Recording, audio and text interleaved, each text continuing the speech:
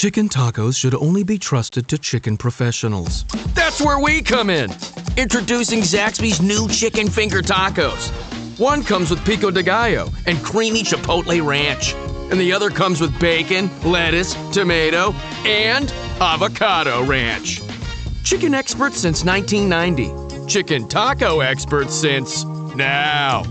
Order yours today in the Zax Rewards app. Woo, saucy! Zaxby's. Isn't it about time for somebody's favorite radio program? Yeah. 97.3 ESPN presents The Sports Bash with Mike Gill. When I'm driving, I got a guy on the radio who talks to me. I can't see him, but he talks to me. Now, live from inside the Ocean Casino Resort Studio, here's Mike Gill.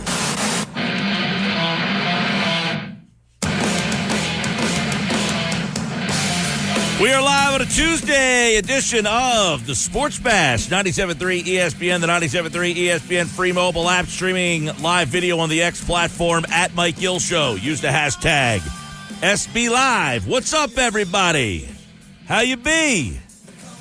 Wow, we got a big series tonight down in Atlanta, Phillies and Braves. We're going to dive into a lot of that because, you know, this really could be a stretching out point for the Phillies, stretching that lead in the National League East.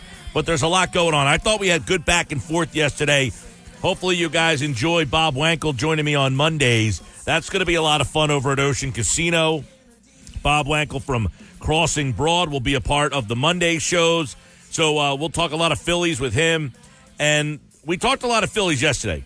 Obviously, a lot of people, the conversation was centered around Rob Thompson and whether or not you have, you know, trust in him as the manager of this team. And a lot of this is, I think a lot of people kind of direct their trust in Thompson as that he makes a lot of these decisions. And one of the things we talked about yesterday is, you know, whether or not Bryce Harper hits in that spot. Does anybody think in a playoff game, first off, that decision's not having to be made. Bryce Harper's not out of the lineup. So these aren't things that you can be like, hey, Rob Thompson holds the team back because he didn't hit Bryce Harper in that spot. That decision doesn't come up in a playoff game where Cal Stevenson's in the lineup and you have to say, hey, can I hit Bryce Harper for him? That decision never comes up. You know, it's the other kind of decisions. And you can validly ask, is there a decision that Rob Thompson would have to make that would concern you, that he wouldn't make the right decision? And quite frankly, with this Phillies team, I don't know what that decision might be in terms of the lineup. I think between now and the end of the year, they have a lot of questions that need to be answered. What are those questions? Are they going to play Bryson Stott every day, or is Edmundo Sosa going to start being a platoon player with him? One.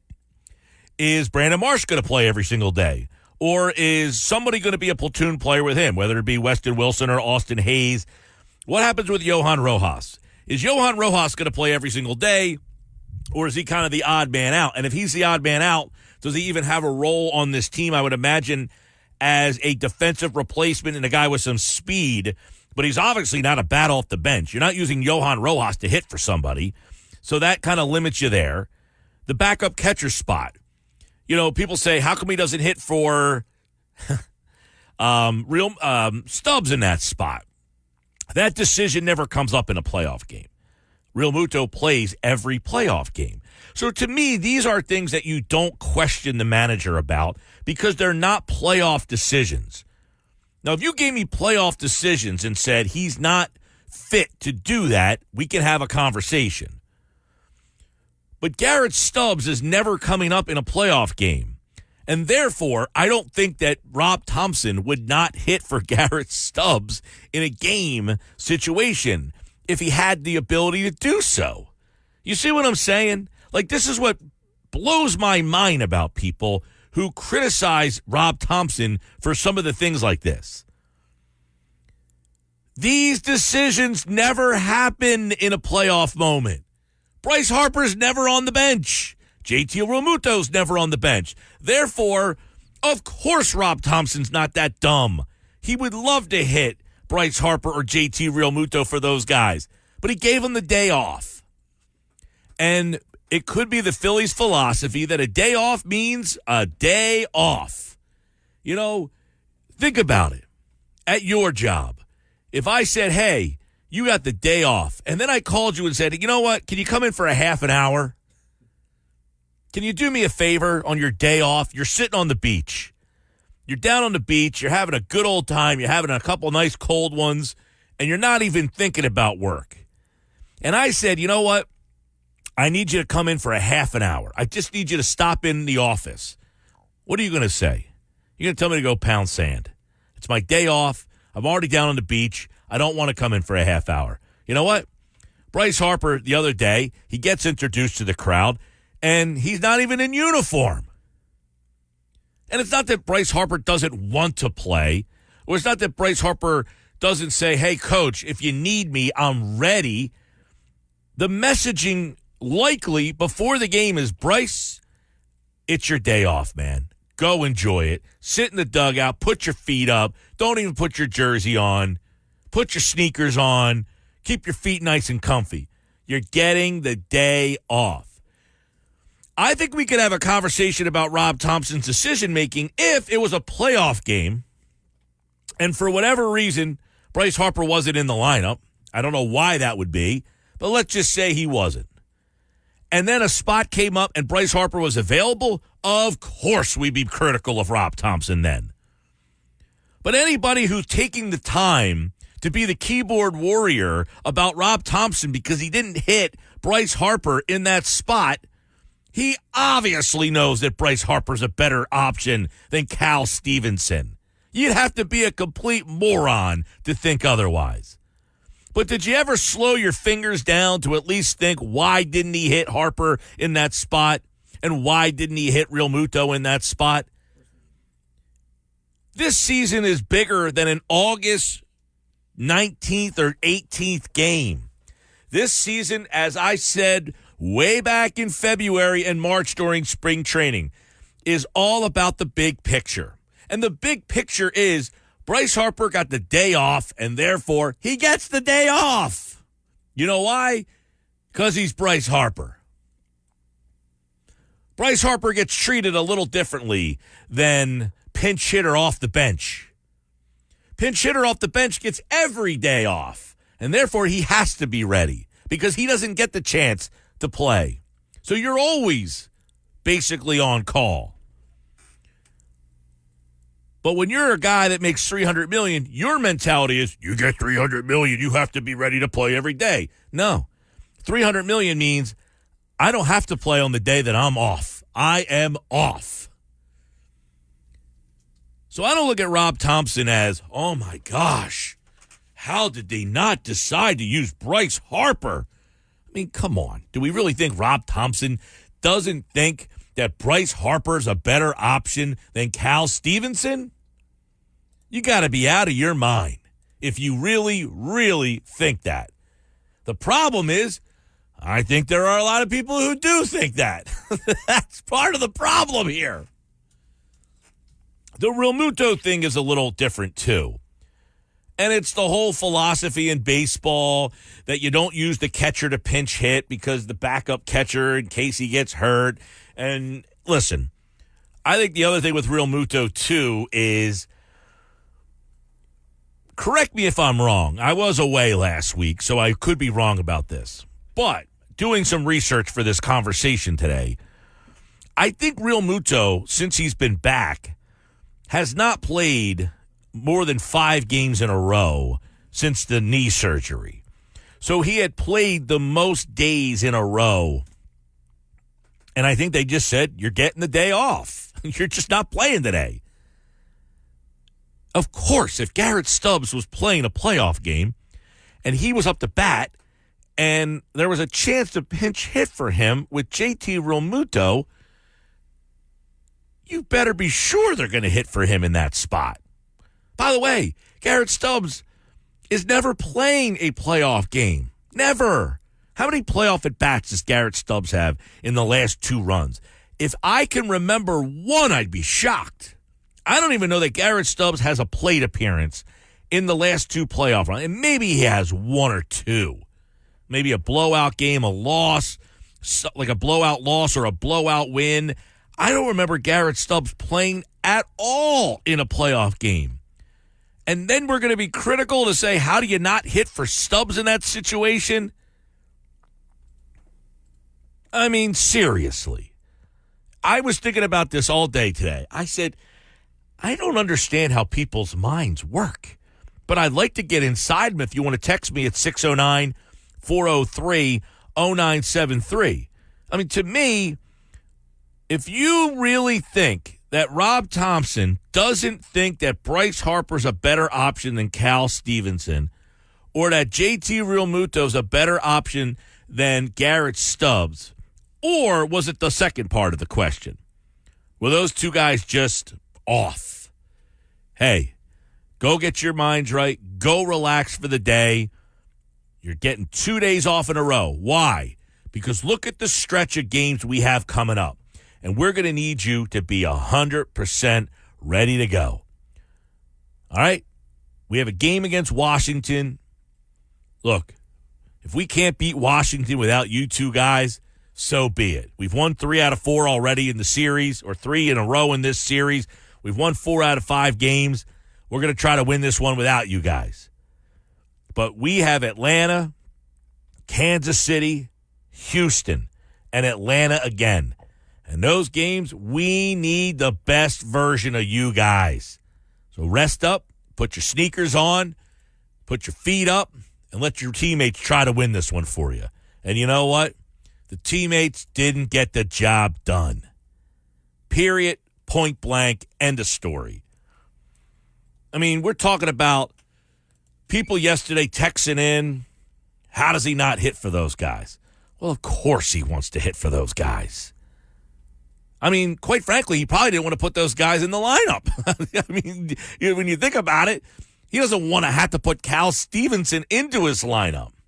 But, hey, you got to find days for these guys to play, and you got to find days for your guys to get days off. It's about the big picture. It's not an August 18th game. You know, I was talking about this the other night. You go back to 2022. How much do you call in, text in, tweet at me, and complain about the Phillies season? And then they're playing in Game 5 of the World Series, Game 6 of the World Series. Is there any part of you that goes back and thinks about a June 19th loss that you bitched and moaned about? No, you don't remember that loss at all. All you remember is the moment. So, of course, in the moment, you want him to hit Bryce Harper. We all want him to hit Bryce Harper because we're all managing in the moment. They're managing 162. That's a big difference. Fans, we manage every day because we're making decisions based on the moment, what we would do in the moment. But you're also not in the organization's talks about, hey, guys, it's 162. Harper and Realmuto, they're not playing today. They're just not available.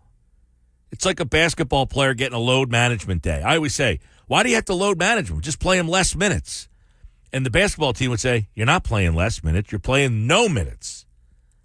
You know, you're telling me if Joel Embiid could load manage and just play the last 4 minutes of each quarter or the last 4 minutes of a game, he's available. He's just not playing. Why do you have to make him completely unavailable? Well, that's what the Sixers do, and that's what the Phillies did. I think, in my opinion, I think they just said, those two guys, not available, not playing. Those two guys today, they're getting the day off, don't play them. Unless, you know, the instance would come up, I guess you could say, if Stubbs ended up getting hurt, well, then, of course, Realmuto would have to have played in the game. But outside of that happening, you want to avoid those guys playing at all costs. Now, again, as fans, we can't come to terms with that.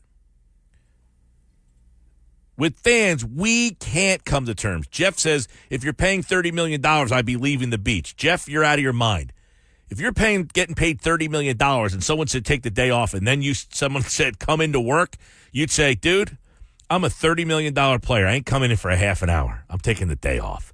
And Jeff, If you're saying that you come in, leaving the beach to come in to work for a half an hour, you're lying. Because guys who make $30 million, they get special treatment. They get the day off. Now, of course, there's days where they pinch hit. Of course, there's times where we need you tonight. But there are some days when you're the guy making $30 million, you get the whole day off. You get that. You've earned that. 609-403-0973. Shaner and EHC. The MLB and the NBA put the player first. NFL, you don't play, your job could be gone. NHL, well, it's the NHL, you play. The best players should play all day, every day, all day, and take home their amazing amount of money. If I worked half the year for $25 million, I will be working. Yeah, we all as fans could say if we were making the money these guys are making, we would do more until you get the money that these guys are making. You know, it's like all of us. You go to a craps table one night and you hit big. How many people take the hit big and invest it? Or how many people take the hit big and do something that you wouldn't normally do? When you have money that you don't normally have, you do things you don't normally do. Most people. I'm sure there are a handful of people out there that said, hey, if I hit for 10 grand on the craps table, I would be reinvesting my 10 grand. But I think there's a lot of people out there that said, if I hit for 10 grand at the craps table, I'm doing 10 grand worth of stuff that I normally don't do. I might go on vacation. I might buy something that I can't afford normally. But when you have money that you're not used to having, you do things differently. So we can all talk what we would do with our $25 million if we made $25 million a year, but you don't know what you would do with that money until you get it. 609-403-0973. Cole says, first off, this isn't even a manager decision, but I don't get why Bryce gets the day off, but Castellanos plays every day. That's a whole nother conversation. You know, maybe Castellanos at the beginning of the year had a conversation with the manager and said, hey, I have a goal that I want to play 162. That could be a possibility. But I agree with you. I talked about this earlier. What has Castellanos done that he gets to play every single day? Bryce Harper has been injured a lot, though. Castellanos has not. So Castellanos can say, hey, coach, I have a goal. I want to play every single day. He doesn't have an injury history here that would say, no, we got to take the foot off the gas with you. Bryce Harper has missed a lot of time with injuries. So I think that Castellanos-Harper thing is a little different. And I don't know, maybe Castellanos did ask to play every single day. This doesn't mean that the manager has to grant it for him, but maybe he says, look, that's a goal of mine. You know, Rob, I want to play every day. Cole goes on to say, he says, I would say I'm a little disappointed that Harper wasn't more proactive in wanting to get in at bat on the day he didn't start. We don't know that. I mean, maybe they told him ahead of time, Bryce, you're not playing today. And as David Sampson said on our show a while back, these are decisions that are generally made earlier. And he says there's a spike day and there's a shoe day. And I'm assuming Harper was told at the beginning of the show or the beginning of the game, get your sneakers on. You're not playing today. A spike day or a shoe day. An off day that's a shoe day means you're not getting in the game. You can leave your spikes in the clubhouse. You're not pinch hitting. You're not pinch running. You're not pitching if you're a pitcher. You are not available no matter what happens. A spike off day is when, hey, where are your spikes? Because if there's a situation in the late innings where you are the tying or go-ahead run, we're going to get you an at-bat, so be ready for that. Yeah, it's probably was told to Harper ahead of time, don't even fight it, you're not playing today. So, yeah, you could say you're disappointed that Harper wasn't more proactive in wanting an at-bat. We don't know that. That's not fair to say.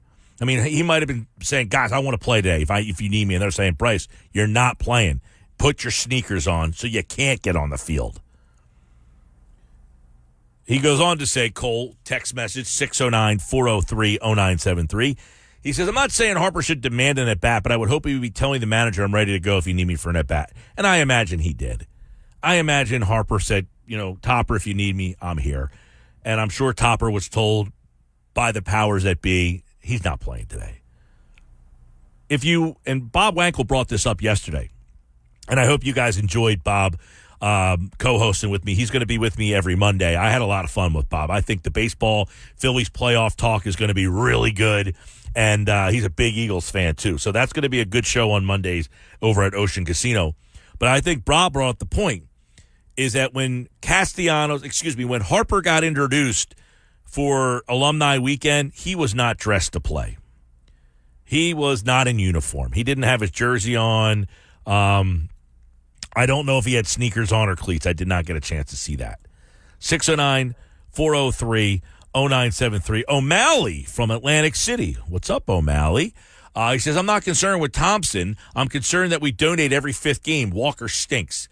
O'Malley, a valid concern. The fifth pitcher's not good on any team generally. The fifth pitcher also will not pitch a playoff game. Walker did not pitch one inning in the playoffs last year, so it's not something that you really need to worry about. And look, the Phillies' fifth guy is as bad, if not better, than the Dodgers and the Braves. I mean, yes, Walker stinks, but go take a look at some of these guys that are getting trotted out there for Atlanta and Milwaukee and Arizona. I mean, there's just not a lot of depth in the pitching rotations here, O'Malley. So, valid point, not a playoff problem for this team. What else we got here? 609-403-0973. E. Elroy from Mays Landing. Everyone bashes the players for this mindset, but they don't all come in this way. The organizations and their agents give them the sense of entitlement. Look, the game has changed, man. We know that. It's sad. It's what it is. Elroy, it's not just the players and the agents. It's also the organizations. They have a $300 million investment in Bryce Harper. They want to give him the day off. Like, if he's sitting cold on the bench all day long and then go out there and give me your best, you're more propensity to go get hurt. Sitting there doing nothing all day and then going out there the way that Harper torques swings. Now, in a playoff game, of course, but Harper's not being benched in a playoff game. That's what I just don't understand. When people, how you don't see that aspect of it. For the people that are complaining about Thompson not making the decision to use Harper. Like, if you don't get that, I can't help you. I mean, you find me a playoff lineup that Bryce Harper's name's not being written in there. Now, if Cal Stevenson for some reason started a playoff game, he's a left-handed hitter, right? Cal Stevenson. If he started a playoff game and he came up to bat and a left-handed pitcher was pitching, and for God's sakes, even if a right-handed pitcher was pitching, I'm not letting Cal Stevenson hit in a big moment of a playoff game. The problem is I don't know that I have another option. Yes, I would rather hit like Weston Wilson. Let's say Weston Wilson's not playing, and Cal Stevenson, for whatever reason, started in center field. Well, in that spot there, Wilson has to hit for him. And if he didn't, then you could be mad at Rob Thompson. You see what I'm saying? You picking up what I'm putting down? 609-403-0973. 609-403-0973. So we're just starting there. We're getting ready for a busy day today. Looking forward to it. Always on this Tuesday, we got the Phillies mailbag coming up. Frank Close answers your Phillies mailbag questions. That's coming up today at 3:30. John McMullen has the latest on the Eagles. They're back at practice today. Adam Kaplan has football at 4. And, of course, we've got plenty more to go, including, don't forget, this Friday. We're back on the road. Vagabond EHT. Celebrating 15 years of the Sports Bash on the road with 350 Bud Lights. Stop out. We got David Spade tickets. He's at Ocean Casino. I was at Ocean yesterday. And, man, what a great venue. It's just amazing. Like, I haven't been back there. I was there earlier this summer. I was at Ocean earlier this summer, but I haven't been back over this summer. And I was back in there yesterday. Place is just awesome. Just added more things, more shopping, more stores, more everything. But great shows. David Spade will have tickets every hour on Friday. Plus, if you want to sign up for this year's 99 Bottles Party, first 10 people to stop out at Vagabond Egg Harbor Township's location will be there this Friday for another Happy Hour Friday show. I'm just getting started on this Happy Hour Friday, and this is the Sports Bash live on 97.3 ESPN. It's Is your vehicle stopping like it should? Does it squeal or grind when you brake? Don't miss out on summer brake deals at O'Reilly Auto Parts. O'Reilly Auto Parts. with Mike Gill. Do I have everybody's attention now? On 97.3 ESPN and the 97.3 ESPN free mobile app. Daniels has the athleticism, the arm talent, and the football acumen to produce an RG3 caliber rookie year. On the offensive side, they have the skill position players with Terry McLaurin, Jahan Dotson, De'Ami Brown, and Austin Eckler. And they've got the scheme with Cliff Kingsbury with that air raid offense to fit Jaden Daniels' skill set to a T. In a year where it feels like the top of the division is going to regress, the Commanders can absolutely win the NFC East. Chris Canty on Unsportsmanlike on 97.3 ESPN. He's saying something that I've been saying for a while. If Jaden Daniels is the NFL Offensive Rookie of the Year, can the Commanders win the NFC East? Can they be this year's, I've been saying a lot, they could be this year's Houston Texans. You know, because last year, you think about it, Bryce Young was the number one overall pick. So he got all the fanfare. C.J. Stroud went to Houston, didn't get the fanfare. I think if you look at the betting totals last year, over-under for wins for Houston at the start of the season, it was maybe 4 or 5 games. They ended up winning the division, in large part because they had the Offensive Rookie of the Year. In fact, C.J. Stroud was in the conversation for MVP for a little while there. So could the Commanders be this year's Texans? Can he think so?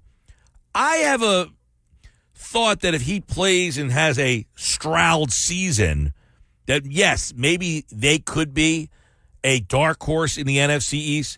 I just don't know that he can have as good a season as C.J. Stroud did. I mean, C.J. Stroud threw 5 interceptions.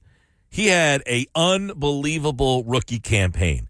But here's the other part of it that I think Canty's really missing or lacking in that conversation is the Eagles are really good.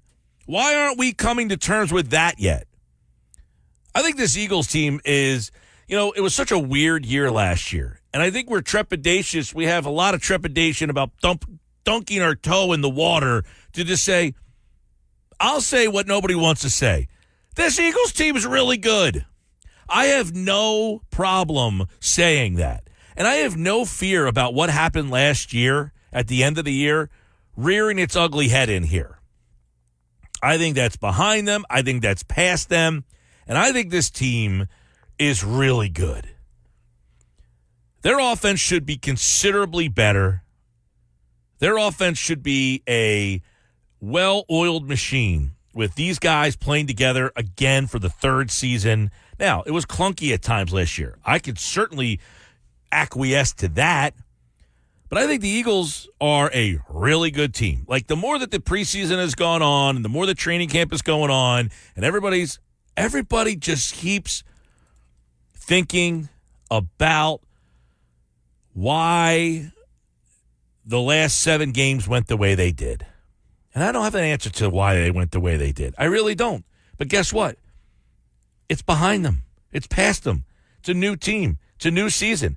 I think this team is significantly better than the one that left the field last year. Now, they lost Jason Kelce. They lost Fletcher Cox. And I think that's 2 of the biggest losses. But I like what they added in the offseason. Saquon Barkley was not here last year. C.J. Gardner-Johnson was not here last year. Quinyon Mitchell was not here last year. Cooper DeJean was not here last year. You got guys who have also developed to become better players than they were last year. This is a better team. And like we always say, the Eagles do not exist in a vacuum. I think Dallas got worse. I think Washington got better. I think the Giants are about the same. But I think the Eagles of those 3 teams made the most improvements. So while Canty's not wrong, I don't think they're ready to overtake the Eagles yet. I think the Eagles can win 11 or 12 games. I don't think Washington's ceiling is 11 or 12. Think about this. Houston had a really good year last year. They didn't win 11 or 12. They won the division. What did Houston win? 9 or 10 games? I think they were 10-7 last year. But I don't think they're an 11 to 12 win team, Washington, even at their best. Think about it. C.J. Stroud had to be an MVP candidate for them to win the division last year, and that's a weak division. There's no Philadelphia. There's no Dallas, and I think Dallas is still pretty good. Houston won 10-7 last 10-7. But they also in a division with a team that won 9 games, 6 games. Yeah, I think that division is a little weaker than Philadelphia, Dallas. So I don't see there a path to 11 or 12 wins for Washington. I do understand where Candy's coming from because I think, yes, on the surface, new head coach, new culture, incredible improvement at quarterback. You're right that all the eyes were on Caleb Williams. People are forgetting about Daniels, him being paired with Cliff Kingsbury. I do disagree with you on one thing, Mike, and that is you said that you can't tell people the reason why the Eagles fell apart last year. I think we know the reason why. The Eagles told you. They fired 90% of the coaching staff. The players have told you. Brandon Graham, Lane Johnson, and others, they said coaching was a problem. The coaches weren't doing the right. Coaches weren't in the right position to do their job, etc. I think the problem, Mike, is that people don't accept that answer. People don't like that answer. Whether it's Chris Canty or some of these Eagle fans who just had this blind, visceral hatred of Nick Sirianni. I think there are people who just don't want to accept the fact that, guess what? Because Nick Sirianni is not Bill Walsh, guess what? He needs good coaches around him. So people don't want to accept that. And I think because they don't want to accept that, we're in a situation where people like Canty and people who just hate Nick Sirianni want to go up there and say, the Eagles won't be good this year. And I don't like the reason why you're giving me that they failed last year. Yeah, I agree with the assertion of the Eagles told us what their problem was last year. They didn't think they had strong enough coordinators. So with that, I asked this question over on X today. See what you guys think about this. I'd like to get some insight and some feedback. Well, I haven't looked at the voting yet, so let me pull up the voting. The last time I saw the voting, I was disappointed. Really? Yes. Do you have a strong... I have a strong opinion on this. So the question over at 973 ESPN... It's a valid question, by the way. Which new Eagles coordinator will have a bigger impact this season? Is it Vic Fangio or is it Kellen Moore? Which Eagles new coordinator will have a bigger impact this season? Is it Vic Fangio or is it Kellen Moore? You can vote at 973 ESPN on Twitter X or text 609-403-0973. See, I don't know that I have a strong conviction here, but my conviction is this is why I think the Eagles' problems are behind them, because I like both of these guys, and I think both of them will have an impact. I just don't know, candidly, which one will have a bigger impact. My intuition says it will be Kellen Moore. And my reasoning is he has more talent than Fangio does. So I disagree, because I think that last year you can't get any worse. The Eagles were third worst in the NFL in points allowed. They were bottom 3 in the NFL in every passing defensive category. They were atrocious last year. You could argue that 2 of those games, that 6-7 they lost, were because the defense was a pathetic mess. That Cardinals game, you're telling me the defense didn't do their job? They could have beat the Cardinals on New Year's Eve? Of course they could have. How about that Dallas game? They could have maybe beaten Dallas, but the defense was horrible in that game. I'm not saying the offense can't get better. I'm just saying that Vic Fangio is walking into a situation where you're going to see this defense get remarkably better because, Mike, they can't get any worse. No, they can't get worse. And yes, you're right. They might get markedly better. But the offense last year was such a disappointment. And I know their defense was really bad. But they were top 10 in the NFL in scoring. It's okay. I think they can be top 5, maybe 3. Okay. Maybe, I mean, with A.J. Brown, Devontae Smith, Jalen Hurts, Saquon Barkley now added to this mix. Right. There's no reason why they shouldn't be one of the top 3 offenses in football. And that's why I say my answer is Kellen Moore. Because I think, there was a guy who texted in last year who said, this offense shouldn't be one of the best in the league. It should be historically great. And that kind of stuck with me with the personnel they have. This offense should be historically great. They have a good player or a great player at almost every single spot on that roster on the offensive side of the ball. And you're saying that Kellen Moore will utilize those weapons better? I think Kellen Moore will have a bigger impact for the offense than Fangio will the defense. In other words, I think Fangio's defense, where are they getting the pass rush from? That's a question we talked about yesterday. I'm not sure that they get consistent enough great pass rush. I think their secondary is going to be better. Their linebackers, the Dean stuff that's starting to come out. We'll talk to McMullen in 20 minutes about that a little bit more. The linebackers are always a question. I think you're going to get more because C.J. Gardner-Johnson's here, so you should be able to cause more turnovers. And I think just having a more veteran play caller on defense will help them. But are they going to go from 30 to top 10? I think they can because of one guy, Jalen Carter.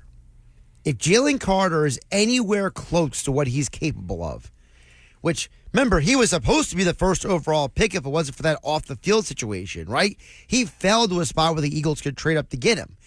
If Jalen Carter, who's, let's be realistic, he has a very unenviable task of filling the void of Fletcher Cox, who at one point was one of the 2 or 3 best interior D linemen in football, and had a very good year last year as well. It wasn't like he's a bum last year. If Jalen Carter can come into this year, and everybody keeps raving about him on this team, almost every single player is like praising this guy. If Jalen Carter is anywhere close, he makes everyone else's job easier. If he makes everyone else's job easier, that pass rush will come easier. 609-403-0973. Phil says, Mike, welcome back. Both coordinators will have an impact. I agree with that comment. Which one will have more of an impact, though? He said the issue last year was defense. They stunk. Fangio, hands down, will have a bigger impact, and they have better talent. That being said, I think they'll have the highest scoring offense in the league, 500 points. Well, you're saying Fangio will have a bigger impact because the defense stunk so bad last year. And I don't think there's a slam dunk answer here. You see more, having more convictions in your answer than me. I'm going Kellen Moore only because I was disappointed with what the offense had based on the talent. Sure. Based on the talent, their offense should have been good enough last year to just win games against Arizona, win games against the Giants.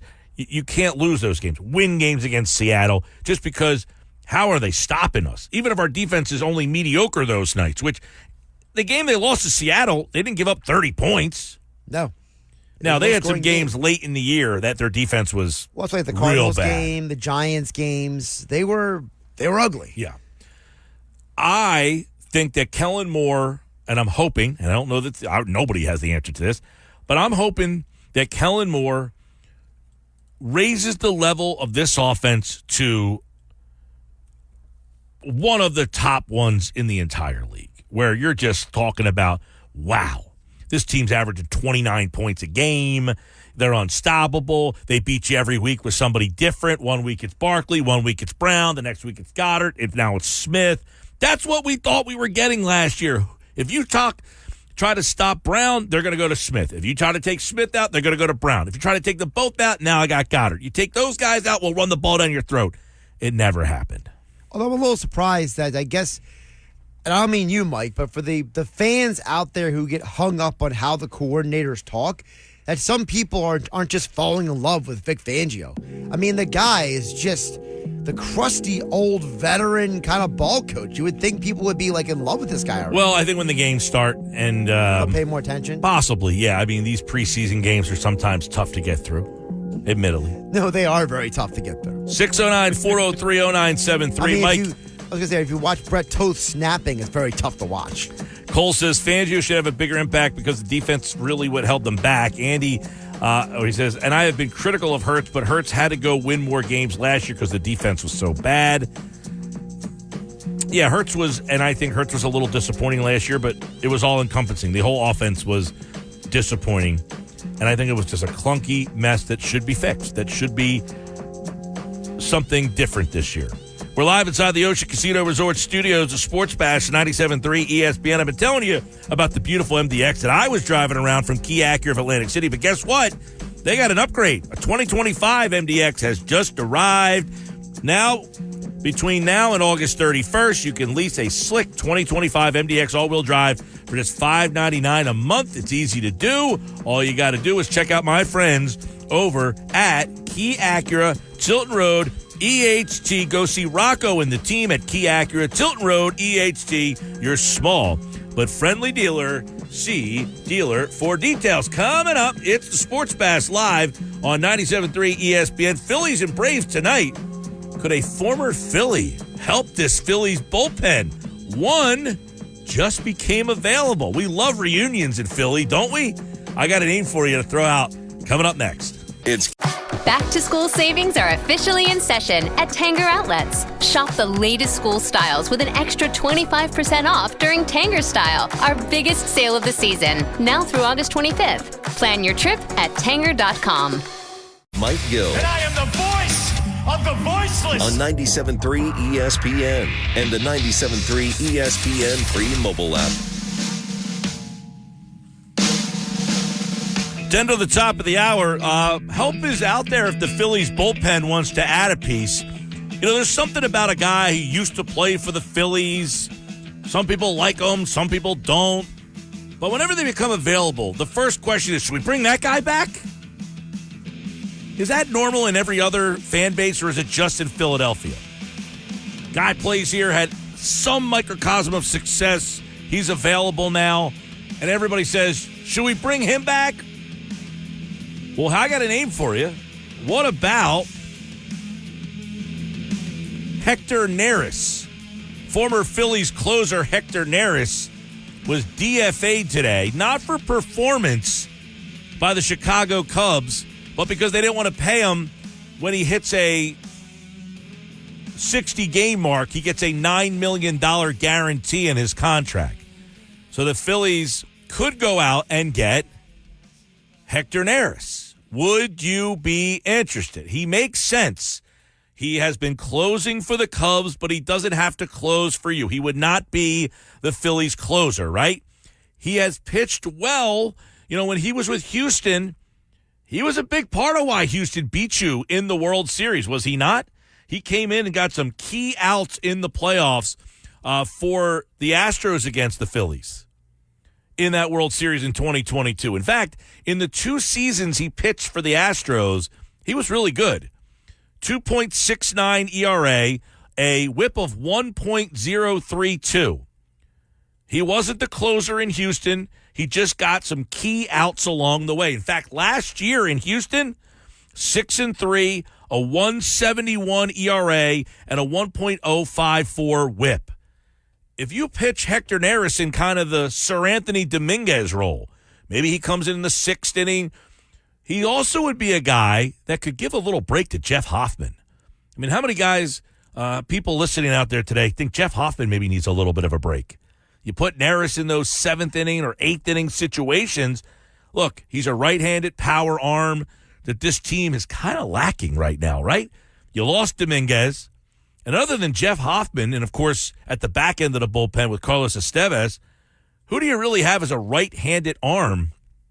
Kerkering, that you have a lot of faith in, though. You know, Neris, I know it. When he was in Philly as the closer, we didn't like him. He is not a closer.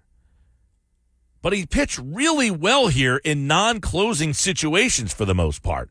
You know, in his 1 year in 2019 here, he had a 2.93 ERA and a 1.02 whip. He was not really, you know, called on to be a closer a whole heck of a lot in certain phases of his Phillies tenure.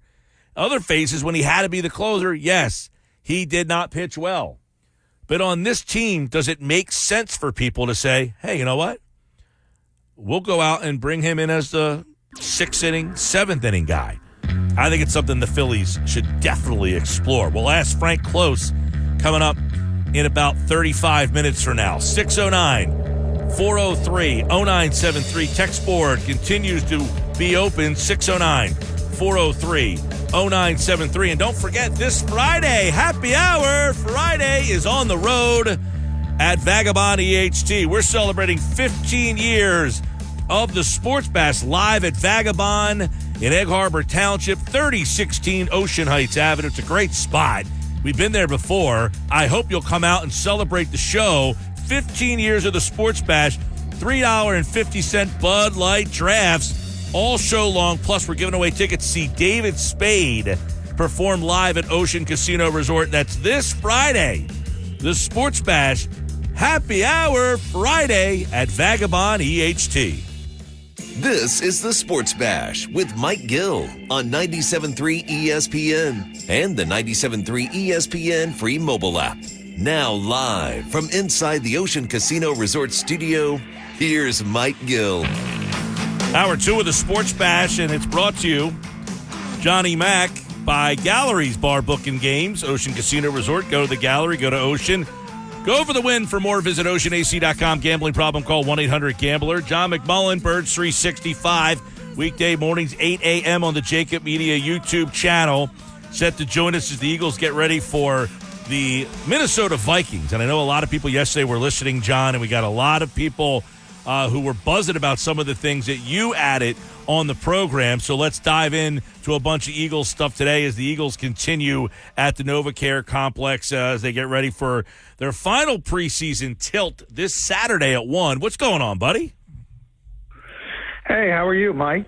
All is well. The dog days of summer, trying to get through it. Dog days of summer are here, but obviously this team has a couple decisions still to make, some of which we chronicled yesterday. I think a lot of the buzz was your conversation with Bob and I about Nakobe Dean, and you kind of had a conspiracy theory that when the coaches get the chance, or when the media is out of there and the coaches get a chance to kind of make that change, they will.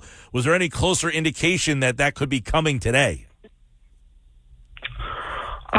No, just the constant rotation. So same default setting. It starts with Devin White and Zach Bond, and then it became Devin White and Nakobe Dean, and then it was Nakobe Dean and Jeremiah Trotter Jr., and then it was Nakobe Dean and Zach Bond.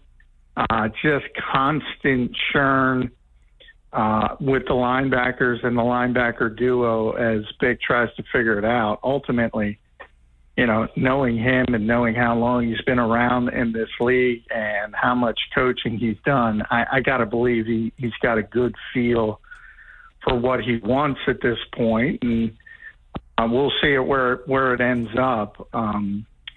Today was interesting. It was more of a tilt back toward the offense, big A.J. Brown day, but it was a yellow practice. It wasn't a green full go practice. So everything kind of filters into it. But, man, the way they rotate these linebackers, it makes you want to believe they're just going to use a rotation. And I asked Vic that flat out last time he talked, and he said, well, he'd prefer to have two. So I think ultimately he's going to have two, and I think ultimately it's going to be Devin White and Nakobe Dean, but we'll see. John, we asked a question on X, and it's a simple question, not a hot taker. It's which new Eagles coordinator will have a bigger impact this season? It's tilted one way bigger, 62% to 37%. Which guy do you think the listeners think, and which guy do you think will have a bigger impact? Well, to me, it's no contest. It's Vic. I think the listeners would tilt that way, but 63% say Kellen Moore will have a bigger impact this season. I'm giving him too much credit. Well, I was about to say before, but everybody's so hyper-focused on offense, and I was saying, and I guess that's what it is. But, yeah, to me, I mean, look, this offense, with Mike Gill running it or John McMullen running it, is going to be pretty good. I think if we ran the defense, it wouldn't be pretty good. And the whole philosophy, to me, in the Eagles offseason, if you want to boil it down, was, well, we're going to get a really good offense, and Vic will figure it out on defense.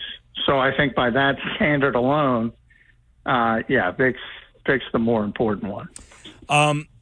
Yeah, and I actually said Kellen Moore for the reason that you kind of brought up, is that they just have so much talent on offense, and you've hinted at, and we said it yesterday, they were a top 10 offense last year, but I think we all think that, man, there was so much more on that offense, that Vic's defense doesn't even have to be like a top 5 or 10 defense if their offense is what we think it should be. No, but they have to be middle of the road defense. And, last year they were at the bottom in most categories, most significant categories. And to get from 30, 31, 32 in certain instances to 15, 16 I think that turns you from an 11-win team to back to being a 13, 14-win team, potentially, even if you had last year's offense. So, part of it is, again, it's tough to screw up A.J. Brown, Devontae Smith, Dallas Goedert, that offensive line, that quarterback, you add Saquon Barkley to the mix. It's tough to imagine them having a poor season offensively unless they're the one caveat to every NFL team, unless you're devastated by injury. So I think a lot of that poll is just because people are interested in offense, and that most of the stars on this team are on offense. But where you need the most improvement is on the defensive side of the ball, and you got a bunch of young players that you need to take either a first step, a quick first step with the rookies, or the younger players, you need significant improvement. And that, to me, is going to be, teaching and execution and things like that. And that's where Vic and his reputation comes into it. I want to stay on defense with Vic Fangio. He spoke yesterday. Kellen Moore spoke today, so we'll dive into some more offense in just a little bit. But if for Vic Fangio's this version to work, who are the most important guys for the listeners in a Vic Fangio defense? And I know somebody texted in, right before you came on saying, like, hey, isn't this the same defense that, that they've been running the last couple of years? It might be similar. But who are some of the more important guys in a Vic Fangio defense? Yeah, I mean, he's building the foundation on Jalen Carter and Jordan Davis, so I would start with them. They're the most important. I think Bryce Huff and a consistent pass rush is very important as well. The back seven, they're more talented, but it's more unproven. When you talk about the young guys, Quinyon Mitchell, Cooper DeJean, and Cooper didn't have a great practice today, so that's one of those hiccups you're going to have with young players. CJ's back. But I think the front is going to have to sort of carry the defense as the back seven learns. We've talked about the linebackers a lot. And while we debate who the best linebackers are, on paper, it's not a good linebacker room when compared against the rest of the NFL. So, the strength remains up front. Those guys got to take the big step forward. Jalen Carter specifically, Jordan Davis specifically. And if they're able to, and you've seen it in practice, when the defensive front plays well, including the interior players with the edge rushers, when they play well, the defense plays well. And when they don't, it's a tough day. Yeah, I don't know that. Are we not talking enough about the pass rush? Are we pretty secure that they're going to have a consistent and very good pass rush, or is that still a question? Well, I think it's still a question until people see it. My thought is it's going to be a very good pass rush from the standpoint of, when they have bad days, it's when the guy that Lane Johnson's out there, Jordan Mailata, Landon Dickerson, Cam Jurgens, those four specifically. And you could add in Mekhi as well, who was back at practice, so nothing serious, as we kind of said there. When you have that group out there, it's tough sledding. But you see it every once in a while, and Sunday was a perfect example. They gave Lane Johnson a vet day, a rest day. He's 34. You tend to do that in camp. And here comes the gates are open, and they're all over the place, and they're swarming around. And that's just one guy. And you look at the rest of the NFL, again, they're practicing against one of the best 2 or 3 offensive lines in football, and sometimes they don't look that good. And then when you get out and you play a normal team that might have a good offensive lineman here, an average one there, below average, all of a sudden it starts to accumulate. And I think that's what the Eagles are going through when it comes to practice. So you don't hear a lot about Bryce Huff. He's going against Lane every day. And to my knowledge, Lane Johnson will not be on his schedule for the rest of the season other than practice. So I think he's going to be fine. I think Josh Sweat's a good player. Jalen Carter has a chance to be an all-pro level player. Jordan Davis is very good. And then some of the depth pieces, obviously you need a big step up from Nolan Smith and Brandon Graham, and people can talk about his age and they got to limit his snaps. I think it might go the other way. I think because he knows this is it, he might try to empty the fuel tank, so to speak. He might play more, especially in closing situations. They'll try to get Brandon, I think, on the field a little bit more than they have when they were trying to save him in years past. And he's still, when he's out there, his reps are still really, really effective. John McMullen's with us, Burst 365 on the JCAT Media YouTube channel. Weekday mornings at 8 a.m. is where you can find that show. And, of course, John here on the Sports Bash. What about Cooper DeJean back? Is there any, in your mind, significant role for him, or did this injury kind of set him back enough where that's still not defined? It set him back, but I do think people don't realize how much time there is still until the opener on September 6th. I mean, they're going to have their final 2 training camp practices this week, Wednesday and Thursday, the final preseason game on Saturday, and then cut down day a week from today. And then you're boiling it down to your 53 and your practice squad. And, you got plenty of time to prepare for that week 1 game. So, it's funny. Before today's practice, I would have said, I still think Cooper's going to start in the slot and Quignon's going to start outside. But he struggled today, and he struggled, Cooper DeJean, pretty mightily in the slot against guys like Devontae, which is understandable, but even Britton Covey as well. And maybe it should be understandable because Britton generates pretty consistent separation. But it was a reminder that I think a lot of people don't realize. He didn't play a lot inside at Iowa.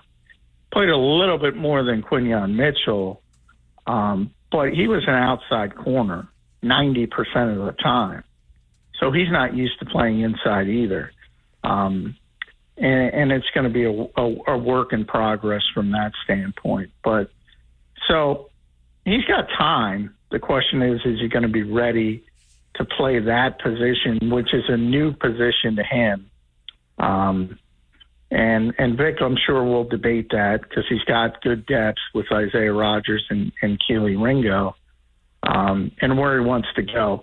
My problem, my overriding problem is Quinyon Mitchell. Like, I want him on the outside. I don't want to waste time with him in the slot.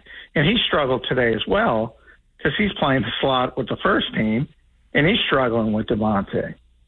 So Kellen Moore is shifted to playing Devontae a lot more in the slot, which is something I think Eagles fans are going to like. And, Quinyon can't generally deal with him either. Yeah. Good stuff with John McMullen here on the defensive side of the ball. You flip over. When you watch this offense, and I don't know what they're showing in preseason, but you see them a little bit, is it noticeably a different formation, style, philosophy when you see this Kellen Moore offense? Are you noticing the definitive differences from this to the last 2-3 seasons of Nick Sirianni? Yeah, you see.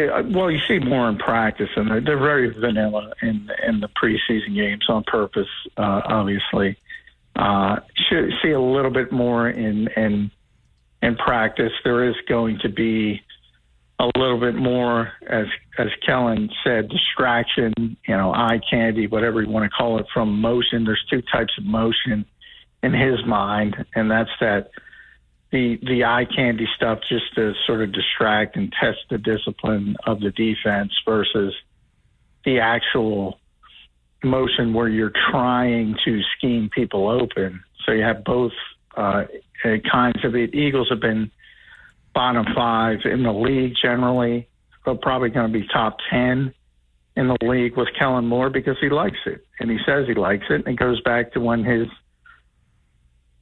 was a player, he liked it, and when his dad, even if you want to go back to his youth, liked it. So he just likes it, so he's going to use it more. And then they're going to use a bunch more bunch formations to try to get people loose off the line of scrimmage. You're going to see A.J. and Devontae moving around more rather than being static and playing. You're going to see A.J. playing the slot. You're going to see Devontae playing the slot. They can play all 3 positions, X, Z, flex, and they'll play all 3 different positions. And, he's going to try to utilize matchups and try to figure out where the weakness is on the opposing defense and try to get A.J. Brown. I mean, A.J., I called that was for my practice notes for SI, I just put A.J. Day. And, it's so easy for them to get the football to A.J. Brown over the middle of the field. You wonder, of all the things about the offense people complained about, that is the most perplexing to me. A little slant to A.J. Brown. Easiest thing in the world. Yeah. Now, defenses can take that away and bracket it, but they weren't doing that all the time. And that, to me, is easy money for the Eagles offense. Well, that'll certainly be something that, you hope to see more of. More A.J. Brown used in a variety of ways. More Devontae Smith. No one will have a problem with that. But what about the other new toy, Saquon Barkley? What sense are you getting? I know he had some we had to get some stretching back rubs today or anything. But what kind of sense are we getting with Saquon Barkley's usage this year? Yeah, I mean, I think it's more of a complementary thing in the passing game, but he'll be obviously a major part of the running aspect of the offense. And I think the Eagles' hope is that, they're going to be winning a lot of games late and trying to close games out, and they will be better equipped to close games out in the 4-minute offense with Saquon Barkley than they were with DeAndre Swift or even Miles Sanders. And I think that's probably the case. In the passing game, for the most part, he's been used more as a decoy to get the football to A.J. and Devontae. But occasionally they're mixing him in a little bit more. They tried a swing pass to him today out of an unbalanced formation. With Jordan and Lane Johnson on the same side. So that was a little interesting tweak. And, the other day they were in the red zone and, most of the time, as I said, they've been using Saquon as the decoy. And there was one instance where they had A.J. carry 2 defenders into the end zone, threw it underneath to Saquon. So, A.J. was the clear out guy. So they keep adding things, and they got plenty of weapons. But, I mean, Nick's very honest about this. Kellen is very honest about it. The passing offense is going through who you think it's going through. And it should go through, by the way. No doubt. I guess last one on the offense. The offensive line has been a staple here. We talked a lot about Becton yesterday, but can this offensive line, is it comparable to last year, better than last year, not as good as last year? Well, he lost Jason Kelsey. I mean, I don't project it to be as good, but I don't think it's going to take, typically when you lose a Hall of Fame player who was still playing at an all-pro level, you're going to take a significant hit. I don't think the Eagles are going to take a significant hit. I think Cam Jurgens is better equipped. He's a center. He's not a guard. So I think that he's now in his natural position. I think he's going to be fine. Does that mean he's going to be an all-pro like Jason Kelsey? Probably not this early in his career. Yeah. So you'll take a little bit of a step back. Lane Johnson has been lights out. I mean, if there's one guy, obviously the quarterback is number one. You saw the Eagles offense when they lost A.J. Brown in Tampa. And then there's Lane. I mean, they're not the same team when Lane's not on the field. And we're talking about practice. Forget about games. You've seen it over the years when he's been injured. I mean, they can't even get the same kinds of reps in practice when he's not on the field. That's how important he is. Jordan Mailata is one of the best left tackles in football. Landon Dickerson is in the conversation to be the best guard in football. It's really good. You've been penciling together right guard with Mekhi Becton or Tyler Steen or even somebody else. Nick Gates was getting some right guard reps today because they had Mekhi on a bit of a pitch count because of his knee tweak he had on Sunday. They're going to have a good offensive line. It's just a matter of very similar to the offense. It's going to be good. It's just a matter of how good. All right, John McMullen, Birds 365, weekday mornings, 8 a.m. on the Jacob Media YouTube channel, and, of course, here on the Sports Bash Live as the Eagles getting ready for Saturday's final tune-up against the Minnesota Vikings. They'll open the season Friday night, September 6th, against the Green Bay Packers. So a couple of NFC North teams back-to-back there. Any reunion with Jalen Mills in the cards? I keep seeing a lot of Jalen Mills stuff. I don't think so. They have too many D-backs as it is. I think he posted something on Instagram. Yeah, he put his jersey up with the eye emojis, Yeah, well, I mean, no. They're probably going to have to cut guys that they don't want to cut. Right. Now, there is some uncertainty as shifted to safety. They have some injury issues. What are they going to do with James Bradbury? Is Avonte Maddox a corner or safety? How quickly is Sidney Brown going to get back? How quickly is Caden Stearns going to get up? But they got a lot of bodies, and I think they're more focused on wide receiver than anything else. All right, John, we'll catch up with John tomorrow as we get ready for the Eagles and the Vikings and some of the battles that we'll be watching on Saturday afternoon. I would imagine no starters out there, but still things are going on, and we'll have that for you here on the Sports Bash. John McMullen, everybody. Thanks, John. All right, thanks, Mike. At JF McMullen. You can check him out on the X platform there. I'm Mike Gill. This is the Sports Bash Live on 97.3 ESPN, the 97.3 ESPN free mobile app, and streaming live video on the X platform at Mike Gill Show. Don't forget, the Sports Bash is live this Friday at Vagabond in Egg Harbor Township. You can stop out celebrating 15 years of the Sports Bash. If you hadn't had a chance to come out and see one of our 15-year shows, stop out. It's $3.50 Bud Lights during the show. Vagabond has a great selection, and we love to see you out there. Meet you, say hello, hang out, and, of course, you got the Phillies. Phillies play Friday night. Phillies Friday night, they will play... see what we got here. Phillies play the Royals. I know they play Atlanta, then Kansas City. So they'll play Friday night 8-10 against the Royals. All right, so hang out, Sports Bash, hang out for a little while, then the Royals, Phillies 8-10 at Vagabond, Egg Harbor Township. Stop out and see the Sports Bash Live. This hour brought to you by Broadleys Plumbing, Heating, and Air Conditioning, your trusted source for heating and plumbing service and installation. Call them 609-390-3907, online, broadleys.net. Coming up, it's the Phillies Mailbag with Frank Close answering your Phillies Mailbag key questions. That's next. This is the Sports Bash on 97.3 ESPN.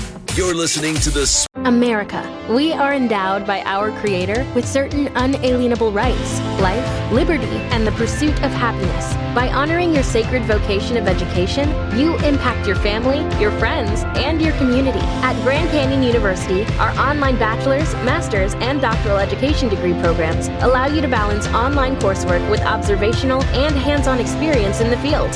Find your purpose at GCU. Private, Christian, affordable. Visit gcu.edu. With Mike Gill Never thought this radio stunt would catch on so big. on 97.3 ESPN. The Phillies are the best team in baseball, but they went away for about a month there. Their bullpen was terrible, but it's a good bullpen. It's going to come back. Their starting pitching, when they're right, can match up with anyone, and I love the way they swing the bats. I love the camaraderie in the room. So a lot of things have to happen first, but the Phillies are still a very dangerous team. Tim Kirkjian said that. Are the Phillies still the best team? He said, look, their bullpen, it's a very good bullpen. It needs to come back. We'll get into the bullpen, and is there a piece out there that could help the Phillies bullpen? That's the basis of our conversation in the mailbag today with 97.3 ESPN.com's Phillies insider Frank Close, who joins us now on the Sports Bash as we get into the dog days of summer. We're about to finish the dog days. A little chilly outside. It feels like October baseball is getting near. What's going on, Frank? Not much, Mike. How are you? All is well, bud. And, you know, the Phillies, a lot of conversation over the weekend. You know, they lose that game. They took 3 out of 4 against Washington, but it's always the loss that everybody points at. And I know that's the basis of some of the questions inside the mailbag. But let's start with your opinion on how important this series is down in Atlanta. Then they go to Kansas City, Houston, and then Atlanta again. You've got 7 games with Atlanta before the month of September gets here. Yeah, I think these are very, very important. And the Braves, let's face it, they've been kind of struggling along. Many major injuries. I mean, the Phillies had their share for a while, but the Phillies are mostly healthy at this point. The Braves are still a little bit down. They're not out, and I think it's time for the Phillies to put them out. You know, when I think about the Phillies team the last several weeks, you know, I took my daughter to see that Inside Out 2 movie, right? And one of the characters is named Ennui. You know, it's almost like they got bored because they had such a big lead and the sense of urgency went away. Well, I think now is the time to make that sense of urgency happen and really to go after the Braves. You want to just knock the Braves out this series. And so it's not even a consideration that they might get back into this. Yeah, they'll play tonight. And, of course, the Phillies and the Braves getting ready for 7 games in the month of August, 3 tonight out in Atlanta and then 4 up here in Philly. That could help decide. The Phillies own a 7-game lead in the division over Atlanta. More on that. Let's get into the mailbag tonight. By the way, for tonight's matchup for the Phillies and the Braves, you've got Zach Wheeler and Reynaldo Lopez. So 2 good ones going today. Lopez actually an ERA almost under 2 right now, so might take the under in the game tonight. Let's go to the mailbag questions, and I know a lot of people, we were talking about it yesterday. Dan's one of them. He wants to know, Frank, would you have hit Harper Realmuto in that 9th inning? A lot of people are mad about what happened there. Kind of give us your assertion of that whole situation. I would not hit them there. I mean, look, this is a long season. We just spoke about how important these games against the Braves are that are coming up right now. And if you're going to give Bryce Harper a day off, knowing you've got the day off after, knowing that he needs to get the rest so that he can go to work against the Braves, you got to commit to that day of rest. JT Realmuto, how many times have we talked about JT getting banged up from year to year? Certainly this year he spent that time on the injured list. You want JT Realmuto firing on all cylinders during these important games. So I think if you committed to those days off for those players, you got to just let them have it. I mean, I feel like there's the sense of urgency every night, right? If you're watching the team on a night-to-night basis, you want them to win every single night. Yeah, of course you want to win every night. But the manager's also got to try to balance the greater season. And those days off, I think, are very, very important for both those players. I mean, how many nights does Bryce Harper get off in the season, right? This is a rarity, right? So I don't want to see it, throw him out there, and then it's not like he got the time off that he was expecting, and then maybe there's a trickle-down effect. But, to me, if you just won 4 in a row, You're taking the series from the Nationals. You're starting Taijuan Walker, which I don't know. We knew that was going to be a tougher one for them to win anyway. I have no problem with letting Cal Stevenson and Garrett Stubbs bat there because, you know what, too, if they come up big, it's another feel-good story for the year. But let's be honest, they had 9 innings to score more than 4 runs, right? Not just that one. So I think that as a whole, the team, maybe could have eked out a couple extra runs, but I don't worry so much about making sure that those 2 players who are key players have that day off with the day off after, because the Phillies absolutely need them in this time coming up. Yeah, I know a lot of people are mad about it. The way I look at it like this is, Frank, would I hit Harper and Real Muto? Of course I would rather those guys hit. I also don't look at that as a negative against Rob Thompson. Of course Thompson would hit Harper over Cal Stevenson and Real Muto over Stubbs, but likely was told before the game, or they all collaborated, you're getting the day off. That decision never comes up in a playoff game. People are acting like Thompson's inept because he didn't make the move there.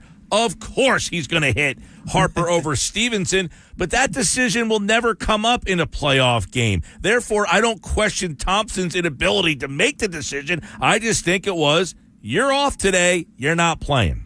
Yeah, I agree with you 1,000%, right? The playoffs, you put your best players out there, period. I mean, why not ask why Taijuan Walker started and not Zach Wheeler on 3 days rest, right? Zach Wheeler's better than Taijuan Walker, right? No, you gotta focus on the bigger picture. You gotta space things out.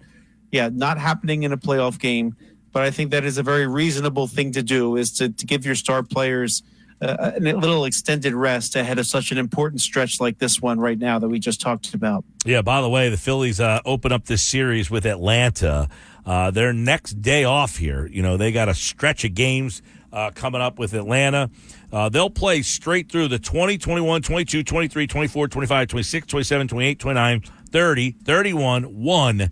They will not have a day off until September the 2nd. So I would imagine you're going to see Bryce Harper play straight through, all the way through this month. And then they get to September.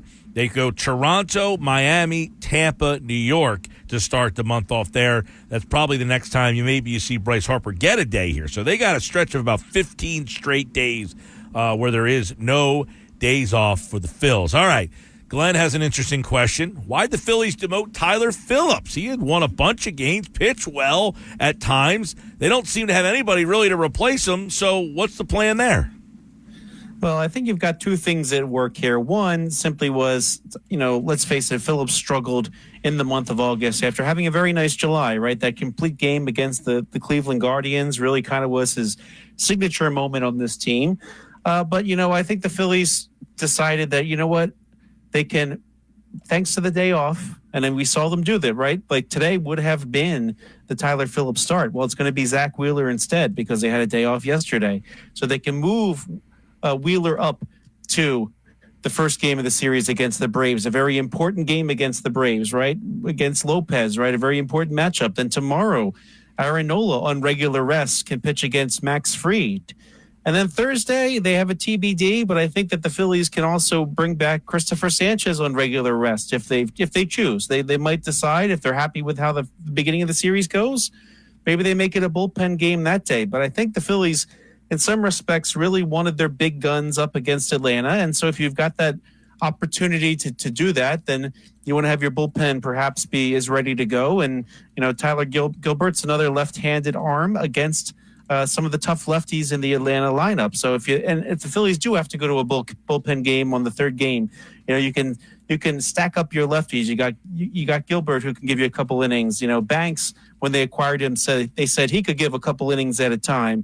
Then Strom's there, Alvarado's there. They can put that together and make a nice matchup if they decided that they needed to do that. And so that's part of it. The other part is, Ranger Suarez is getting close to rejoining the Phillies. They might only need one turn through the rotation if all goes well, where they need to kind of piece it together. And so I think they were willing to do that in this situation. And Suarez, he pitched a simulated game again over the weekend. He's probably going to make a rehab start later on this week. And then that could make him ready to rejoin the rotation the next time the slot comes up, if all goes well. So I think the Phillies were really willing to roll the dice there a little bit But yeah, I think a lot of it too is keeping those fresh arms in the bullpen, extra arms in the bullpen, because this is going to be a tough series.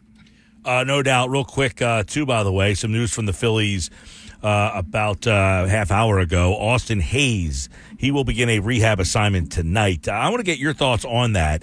Bob Wankel was on with me yesterday. He thinks that Weston Wilson could be playing left field and Hayes could move over to center field, and that could be something that we see more often as this season goes on. Do you think that they might start phasing out Rojas and using Hayes as the center fielder and Wilson getting more time in left field?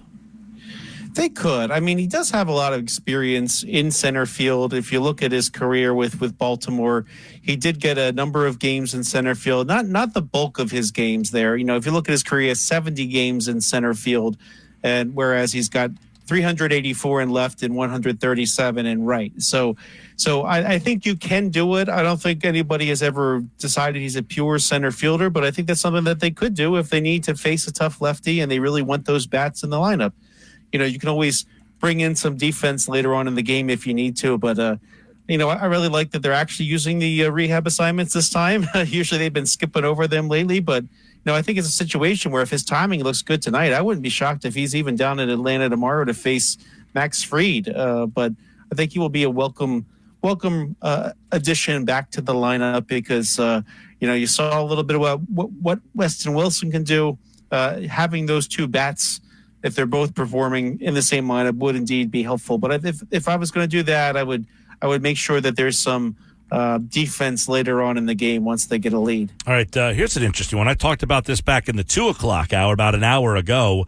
Earlier today, the Cubs released former Phillies closer Hector Neris. Now, he performed his best when he was not the closer. In fact, the last 2 years in Houston, he was very good. Last year, he was really good. 2022, he pitched in that World Series and got some key outs in that World Series. He went to Chicago, miscasted as a closer again. Good year, not a great year. They released him not because of performance, more because of salary purposes here. So, one of our listeners and readers of the mailbag, Dave wants to know, would you sign Hector Neris for this Phillies bullpen?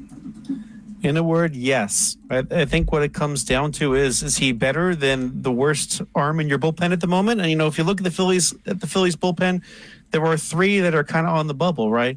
Tyler Gilbert, who I just mentioned, you know, just called up, you know, has pitched okay at times in the major leagues, but for the most part, he has not pitched in any stellar way. He does have a no-hitter under his belt, actually, for the Diamondbacks, but you have him there on the roster.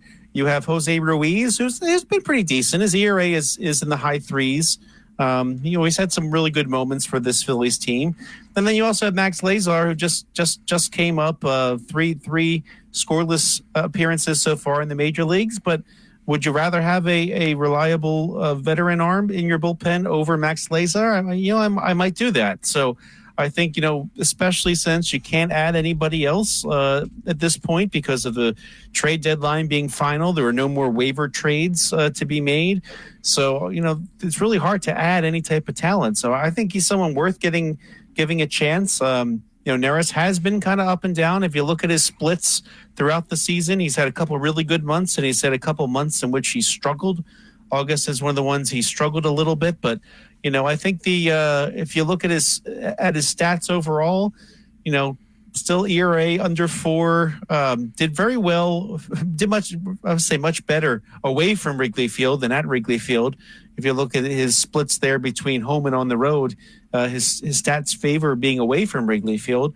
And I think that, someone like him, I think there'll be a lot of interest in him because let's face it, who doesn't need bullpen help in Major League Baseball? And, maybe the Phillies have a better shot because he's familiar with Philadelphia and liked his time in Philadelphia. So never got to win with them in Philadelphia, but because he was already on his way to Houston before the Phillies started to get really good again. So I think they have a shot at him. I think that he's better than than some that they have, I wouldn't hesitate to take a chance on him if they can sign him.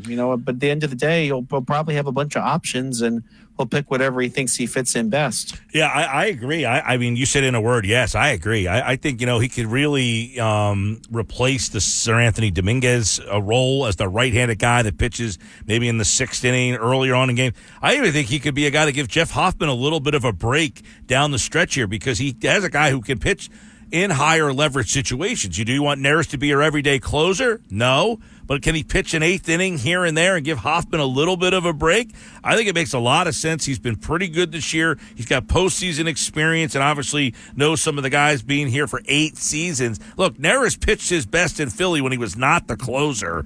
So he's not a closer. You don't say, hey, we're bringing Neris in to close games out. That's when he struggled here in Philadelphia. But he was way better as a non-high leverage guy, and I think this team needs another right-handed arm in that pen.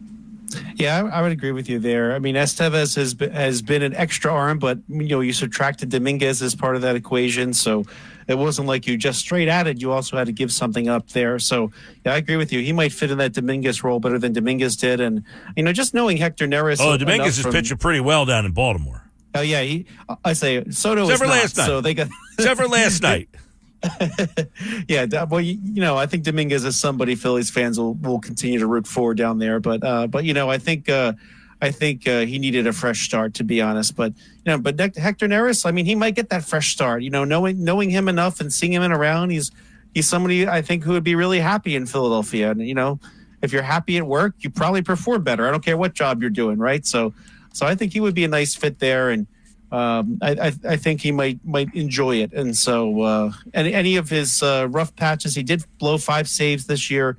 I mean, I think it was 5 out of 22 opportunities he blew. So again, not in that role. Back in Philly, I think he could excel here.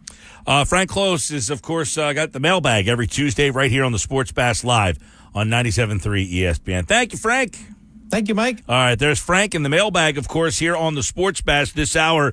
It is brought to you by Broadley's Plumbing, Heating, and Air Conditioning. Make sure you give them a call for any heating and air conditioning plumbing service at 609-390-3907. Coming up in 13 minutes from now, it's another edition of Football at 4 here on the Sports Bash. Save on O'Reilly Brake Parts Cleaner. Get 2 cans of O'Reilly Brake Parts Cleaner for just $8. Valid in-store only at O'Reilly Auto Parts. O'Reilly Auto Parts. The Sports Bash with Mike Gill on 97.3 ESPN and the free mobile app. Game 7, 1981. Second round playoff series. Bucks, Sixers. That is the Sixer team with Julius Erving. They played in Philadelphia. It was Mother's Day, 99-98 Philly. And how many people were in the building at the Spectrum? 5,700. You know how many people were across the street? Mother's Day, Phillies and the Cubs? 30,000. So the idea that Philadelphia, PA is some sports haven is a bunch of nonsense. Mad Dog Russo with a horrible take on First Take. I mean, he goes back to 1981 for a game on Mother's Day. That's the recollection that you're going to bring up to try to convince the viewers of the program that the Philadelphia fan base is nonsense. You're better than that, Mad Dog. I mean, come on. First off, a game in 1981, we'd have to actually verify those attendance figures, and I'm not saying he's even wrong, but can we give something a little bit more recent times? Look, all fan bases have their quirks. All fan bases have their good times and bad times. Most times when a team's not good, the building's not full. There are very few teams in sports that when the team's not playing well, that the fan base shows up for. So if you're going by those, like if you're telling me, hey, there was a playoff game and only 54 people showed up, that's a weak sauce. No question about it. Definitely weak sauce. You gave me one example to tell me that the fan base is fugazi. That's weak sauce. It's weak sauce, Mad Dog, and you're better than that. Because you know as well as everybody knows the Philadelphia fan base is a tremendous fan base. But just like every other fan base, they have some bad days. Like last year against the Knicks in the playoffs. Bad day at the office. But I guarantee that every fan base out there would love to see their ballpark looking like Citizens Bank Park all summer long. It is the Sports Bash Live on 97.3 ESPN, the 97.3 ESPN free mobile app, streaming live video on the X platform at Mike Gill Show. Use the hashtag SB Live. Coming up, football at 4's on the way. Adam Kaplan is here. And we have the latest on the Eagles as they get ready for the Minnesota Vikings. We'll hear what Adam Kaplan has to say. We'll go around the NFC East. Giants, Commanders, the Cowboys. That's all coming up next here on the Sports Bash. Jersey 97.3 ESPN presents the Sports Bash with Mike Gill. It's time for Football at 4 with Adam Kaplan, powered by the Inside the Birds podcast. I give my heart and soul to this franchise, as so many of us do. Now live, this is Football at 4. Football at 4, powered by the Inside the Birds podcast. Adam Kaplan is here. You can get the Inside the Birds podcast on all podcasting platforms, and don't forget their YouTube channel.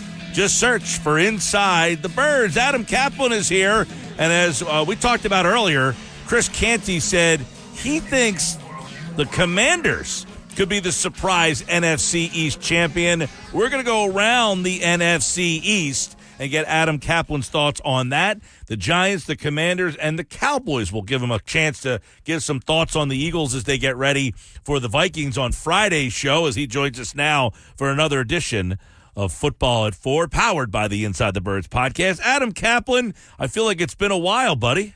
Yeah, it's good to talk to you. Yeah, I guess you were away for a week. In fact, I was in Nashville last week, seeing the Titans hosting the Seahawks for 2 days, so it was good to be there. I enjoyed I've been to Nashville before, but never downtown Nashville, actually. Greg Cosell and I, I'm sure you know Greg from NFL Films, we had lunch, and it's called Broadway. It was pretty cool. I'd not been in that area where every restaurant has live music. Pretty cool. Yeah, I was there about a year or so ago. Really liked it, and that team Titans team might be better than people give them credit for. We'll see, but let's look at the NFC East here. Yep. Let's go. Let's start with the Giants, who have been on Hard Knocks. A lot of people have been talking about them. We saw Daniel Jones struggle the other day. Where are the Giants with Daniel Jones? Give us an update on that situation. Yeah, I'll say this about Daniel Jones. I know the first quarter was bad. Okay, he threw 2 picks, but then he actually talked about this after the game. He got more comfortable, and of course, the guy that he's played with ever since he was drafted is Darius Slayton, who's really could run. Darius Slayton has had some good games against the Eagles over the years. Slayton was a 5th rounder in 19, and Jones, of course, was a 1st rounder in 2019. So they hooked up for a 44-yarder. Now, I could tell you from being with the Giants when they were with the Lions and talked to some people there, Jones looks healthy, and his movement is good. He's running, because you always knew that was part of his game, and the Eagles know this, his ability to run, particularly when the pocket breaks down. Now, the question for him is, will they design runs? Because he's still, obviously, he had a major knee injury, an ACL injury in last November, so we'll see if they do that. But, Mike, they've addressed their offensive line. Jermaine Illuminor, who will be the right tackle. I don't think it's going to be Evan Neal, though they'd want it to be. I can't see that happening. He's also come back from injury. They got John Runyon Jr. It's going to be their left guard. Andrew Thomas is finally healthy. He had major hamstring problems last season. Their offensive line was in shambles. John Michael Schmitz, who's their second-year center. So they've addressed Greg Van Roten. Greg Van Roten, by the way, he might wind up starting at right guard. For those of you who might remember his career at the University of Pennsylvania, he's a true journeyman. It's been in the league as a former undrafted free agent for the Packers in 2012, and he's been with 7 football teams. And right now, they just signed him about a month ago. He might wind up being their right guard. So they've revamped their offensive line, 3 new starters, Mike. And the other part about their offense before we look at their defense is they've got speed. Malik Neighbors is terrific, their first-round pick. Jalen Hyatt can run. I mentioned Slayton's ability to get downfield. And Wan'Dale Robinson is finally healthy, come back from an ACL injury from a couple years ago. So speed is not the problem. It's really playmakers, and they've got to get to the playmakers. And by the way, they have a major change, obviously, at running back with Barkley with the Eagles. And Devin Singletary is coming back from a career year with the Texans. Texans didn't want him, though, folks. He's now the Giants' starting running back. Yeah, some interesting pieces down there with the Giants. Of course, the running back, Barkley, no longer there. And we'll see if Daniel Jones can kind of carry that offense. Now, I love Neighbors. I think Neighbors, man, if he had a better offensive situation, he would be a fun guy to watch. I think he's going to be really good. They made a big deal on defense getting Burns, and that's a pretty good defense. Yeah, and I could tell you when I watched them practice, they now have a true speed rusher. Brian Burns is one of the better speed rushers of the National Football League. When he was drafted, by the way, actually, when he went to the Combine, the year that he came out of Florida State in 2019, he was a first-rounder for the Panthers, 16th overall. He was between 228 and 232. Now he's about 250. He's a terrific football player, and you team him up with Thibodeau, who's bigger physically, with Dexter Lawrence up front. Now, you've got guys who could rush the passer. The problem was last season at corner, they weren't very good. I could tell you from being around the Giants at their training camp, they're pretty high on Andrew Phillips, or his nickname is Drew Phillips, who'll probably be their nickel corner out of Kentucky. I mentioned Deontay Banks out of Maryland, who was their first-round pick. And they're trying to figure out who the corner is going to be opposite Banks, and that's a problem. I could tell you that's a problem for them. That's an area where if you're the Eagles, if you could protect, and the Eagles should be able to protect because their offensive line should be very good, you want to go whoever's going to play opposite Deontay Banks at cornerback. All right, Adam Kaplan, let's go to the Commanders. They're an interesting team to me. You know, Chris Canty this morning on Unsportsmanlike said he thinks that they could win the NFC East if Daniels, kind of has that breakout rookie season. He was named the starter yesterday, but do they have enough around him that even if he has, let's just say he has a C.J. Stroud type of rookie year, do they have enough? That's a good way to say it, Mike. Being with them earlier in training camp and knowing that team pretty well and talking to people there, they got a couple problems in offense. So it's not a secret that they were in on the Brandon Ayuk sweepstakes. Going back to the draft, Mike, I was told that they had a lot of interest in Ayuk. They just were not willing to give up what it would take and do another major contract. Remember, they're paying Terry McLaurin well over $20 million a season, but they definitely had interest in Ayuk. So my sense is, Mike, I don't think this front office or this coaching staff is super enthused with Jahan Dotson, who they inherited, who's a first-rounder at Penn State 2 years ago, who got up to a great start, then had a hamstring problem, and he hasn't really done much. By the way, Olamide Zaccheaus has got a very good chance, a former Eagle, to be their third receiver, Mike. That's kind of surprised me, which obviously tells you that they're not very deep at receiver, but the Eagles didn't give him a chance last season. Boy, the Eagles, Mike, right now could use a number 3 receiver like Olamide Zaccheaus. Yeah, we know that's a big question that they still need answered.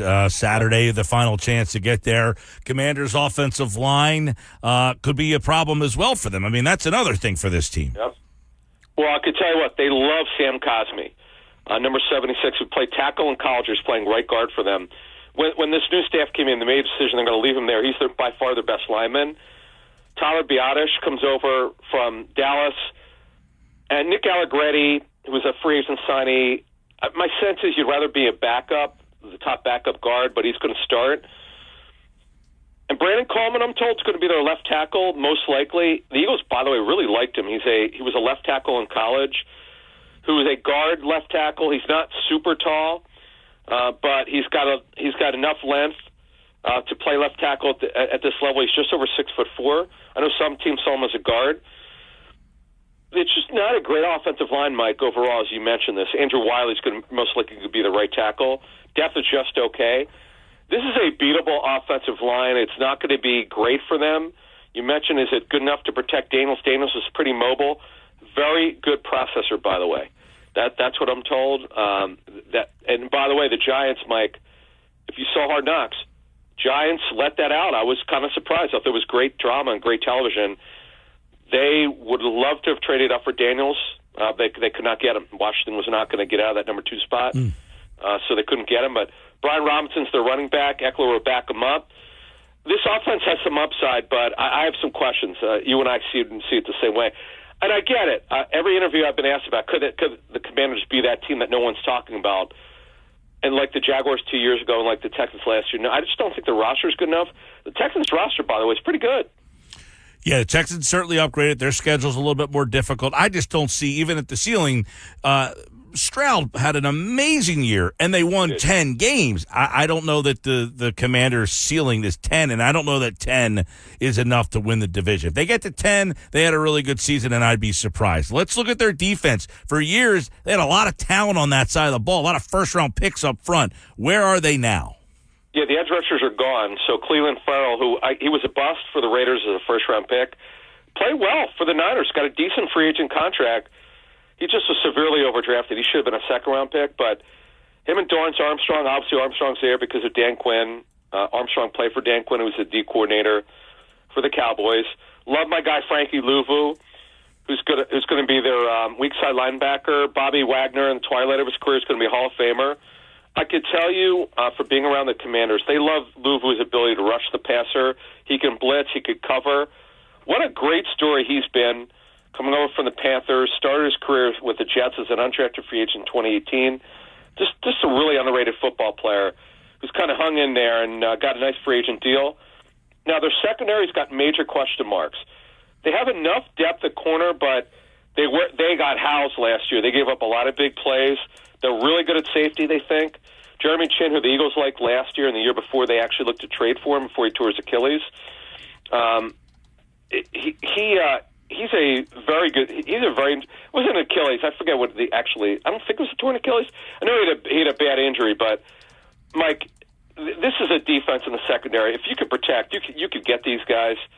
I'm not convinced that they're good enough at corner, so that's a defense that you can get. Now, to me, they're a 7-win team, maybe 8, if Daniels lights it up. All right, Cowboys, obviously, they got holdouts. Is that going to get resolved? And if not, how does that loom over this season?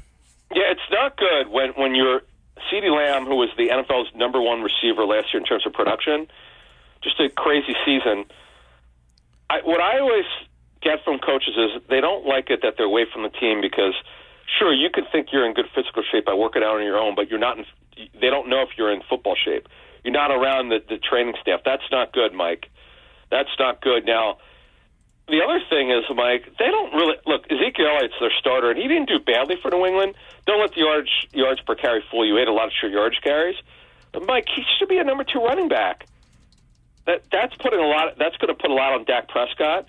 Brandon Cooks, who the Eagles loved many years ago, Mike. The Eagles were probably going to draft him in 2014, but it's funny. Then they would face him in the Super Bowl with New England. You remember what happened? He got knocked out of the game on that hard hit. Cooks is still pretty good. He turns 31 next month, but they don't have a lot of depth, so that would worry me about Lamb coming in late. He'll get his contract. One way or the other, it's going to get done. Offensive line's pretty good. Tyler Guyton's is going to play left tackle for them.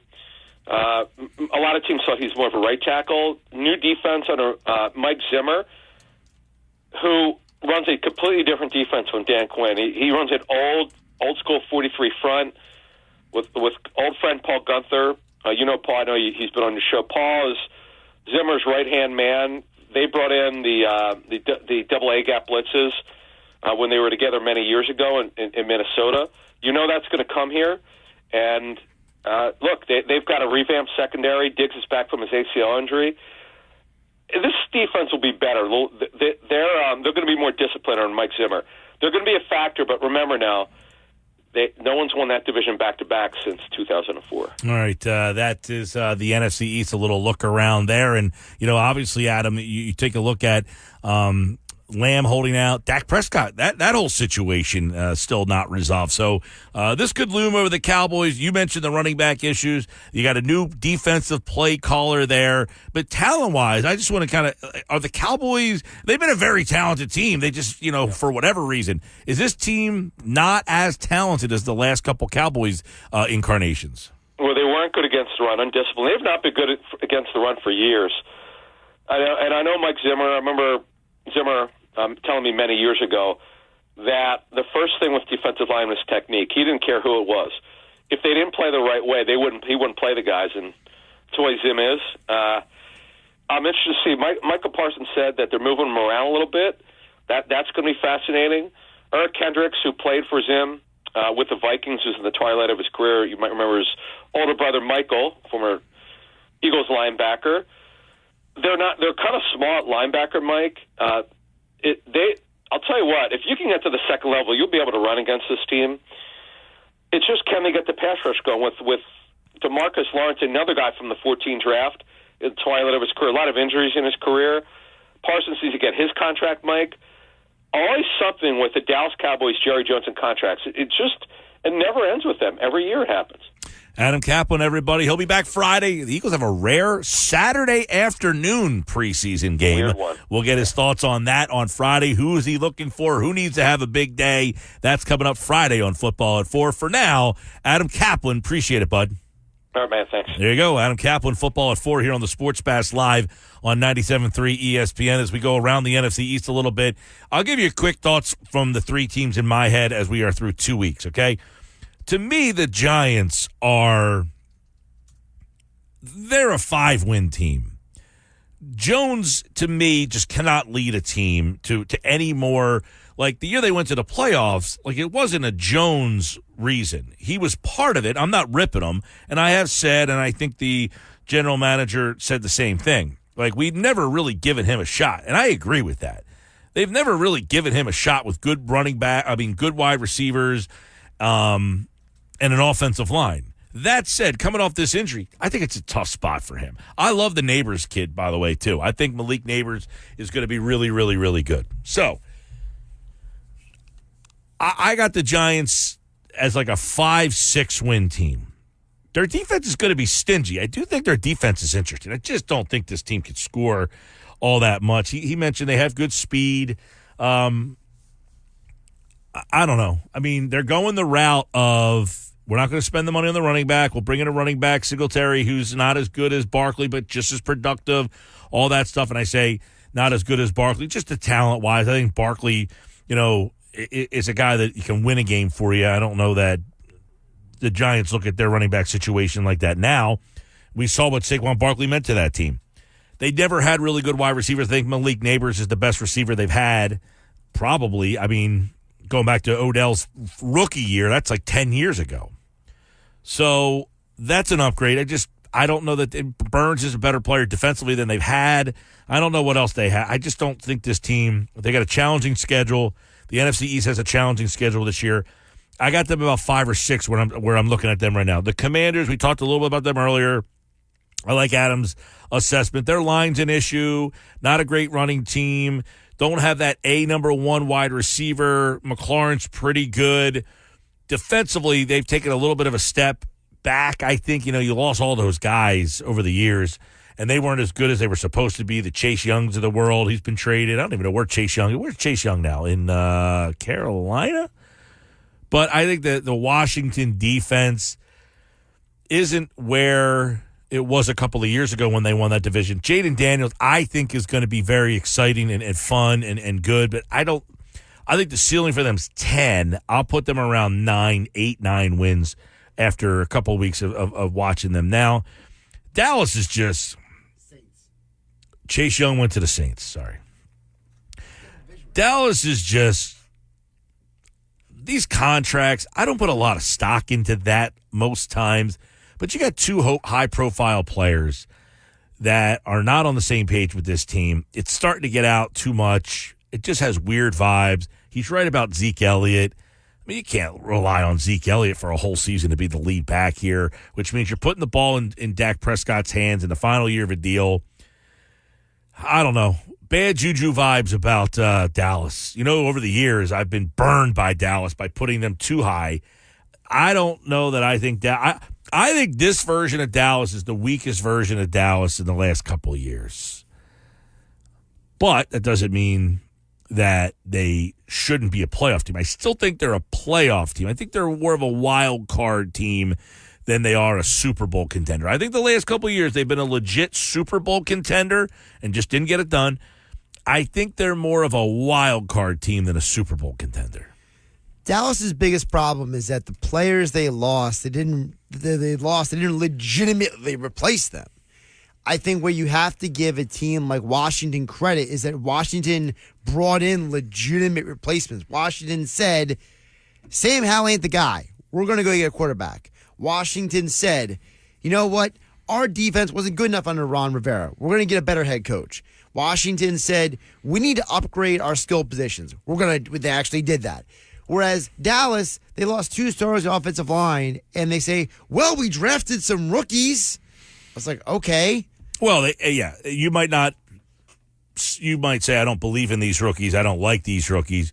But they addressed the position in the draft with guys that, Guyton was very well regarded. Right, and BB is as well, and I acknowledge that. But I'm just saying that it's a lot to ask a rookie to fill the void of a guy like a Tyron Smith. No doubt. You know what I mean? Like you're asking these young guys to fill voids that were a big deal for that team. Oh, listen, I agree. Yeah, I mean, but they did address the areas, but we just might not think that the guys they addressed it with might not be ready. Right, and then you add Ezekiel Elliott, old Zeke Elliott, to replace Tony Pollard. It's like, okay. Yeah, I don't like that move, obviously. Brandon Cooks has been an enigma. He's been all over the place, seemingly pretty good everywhere he goes, but just keeps bouncing all over the place. Ferguson's a nice tight end. That offense, I don't think, is the problem. And I look at their defense. Yes, they got Parsons. They're getting Diggs, Hooker. Who's the guy last year? Bland back there. So they're going to be healthy back there. They got Eric Kendricks. Does he have anything left in the tank? They got a new play caller on the defensive side of the ball. Does that make them better, worse, indifferent? I don't know. It just seems like weird vibes around them. Yeah, and it felt like I remember when that whole situation went down months ago, Mike, how there were rumors that Mike Zimmer was going to be the defensive coordinator. And then it seemed to take almost several weeks for them to get around to bringing him in and putting a coaching staff together. And it was such a odd offseason where Jerry Jones is saying we're all in. Well, apparently all in is not doing much at all. Well, I tell you what. If they get these deals done before the start of the season, does that change anybody's mind? No, because I think that you're putting a Band-Aid on a gash. You're not actually going to the doctor and getting it fixed. You're not getting it sewn up. You're just putting patches on it. Well, what if you give the guys the contracts that they want? Doesn't fix the offensive line?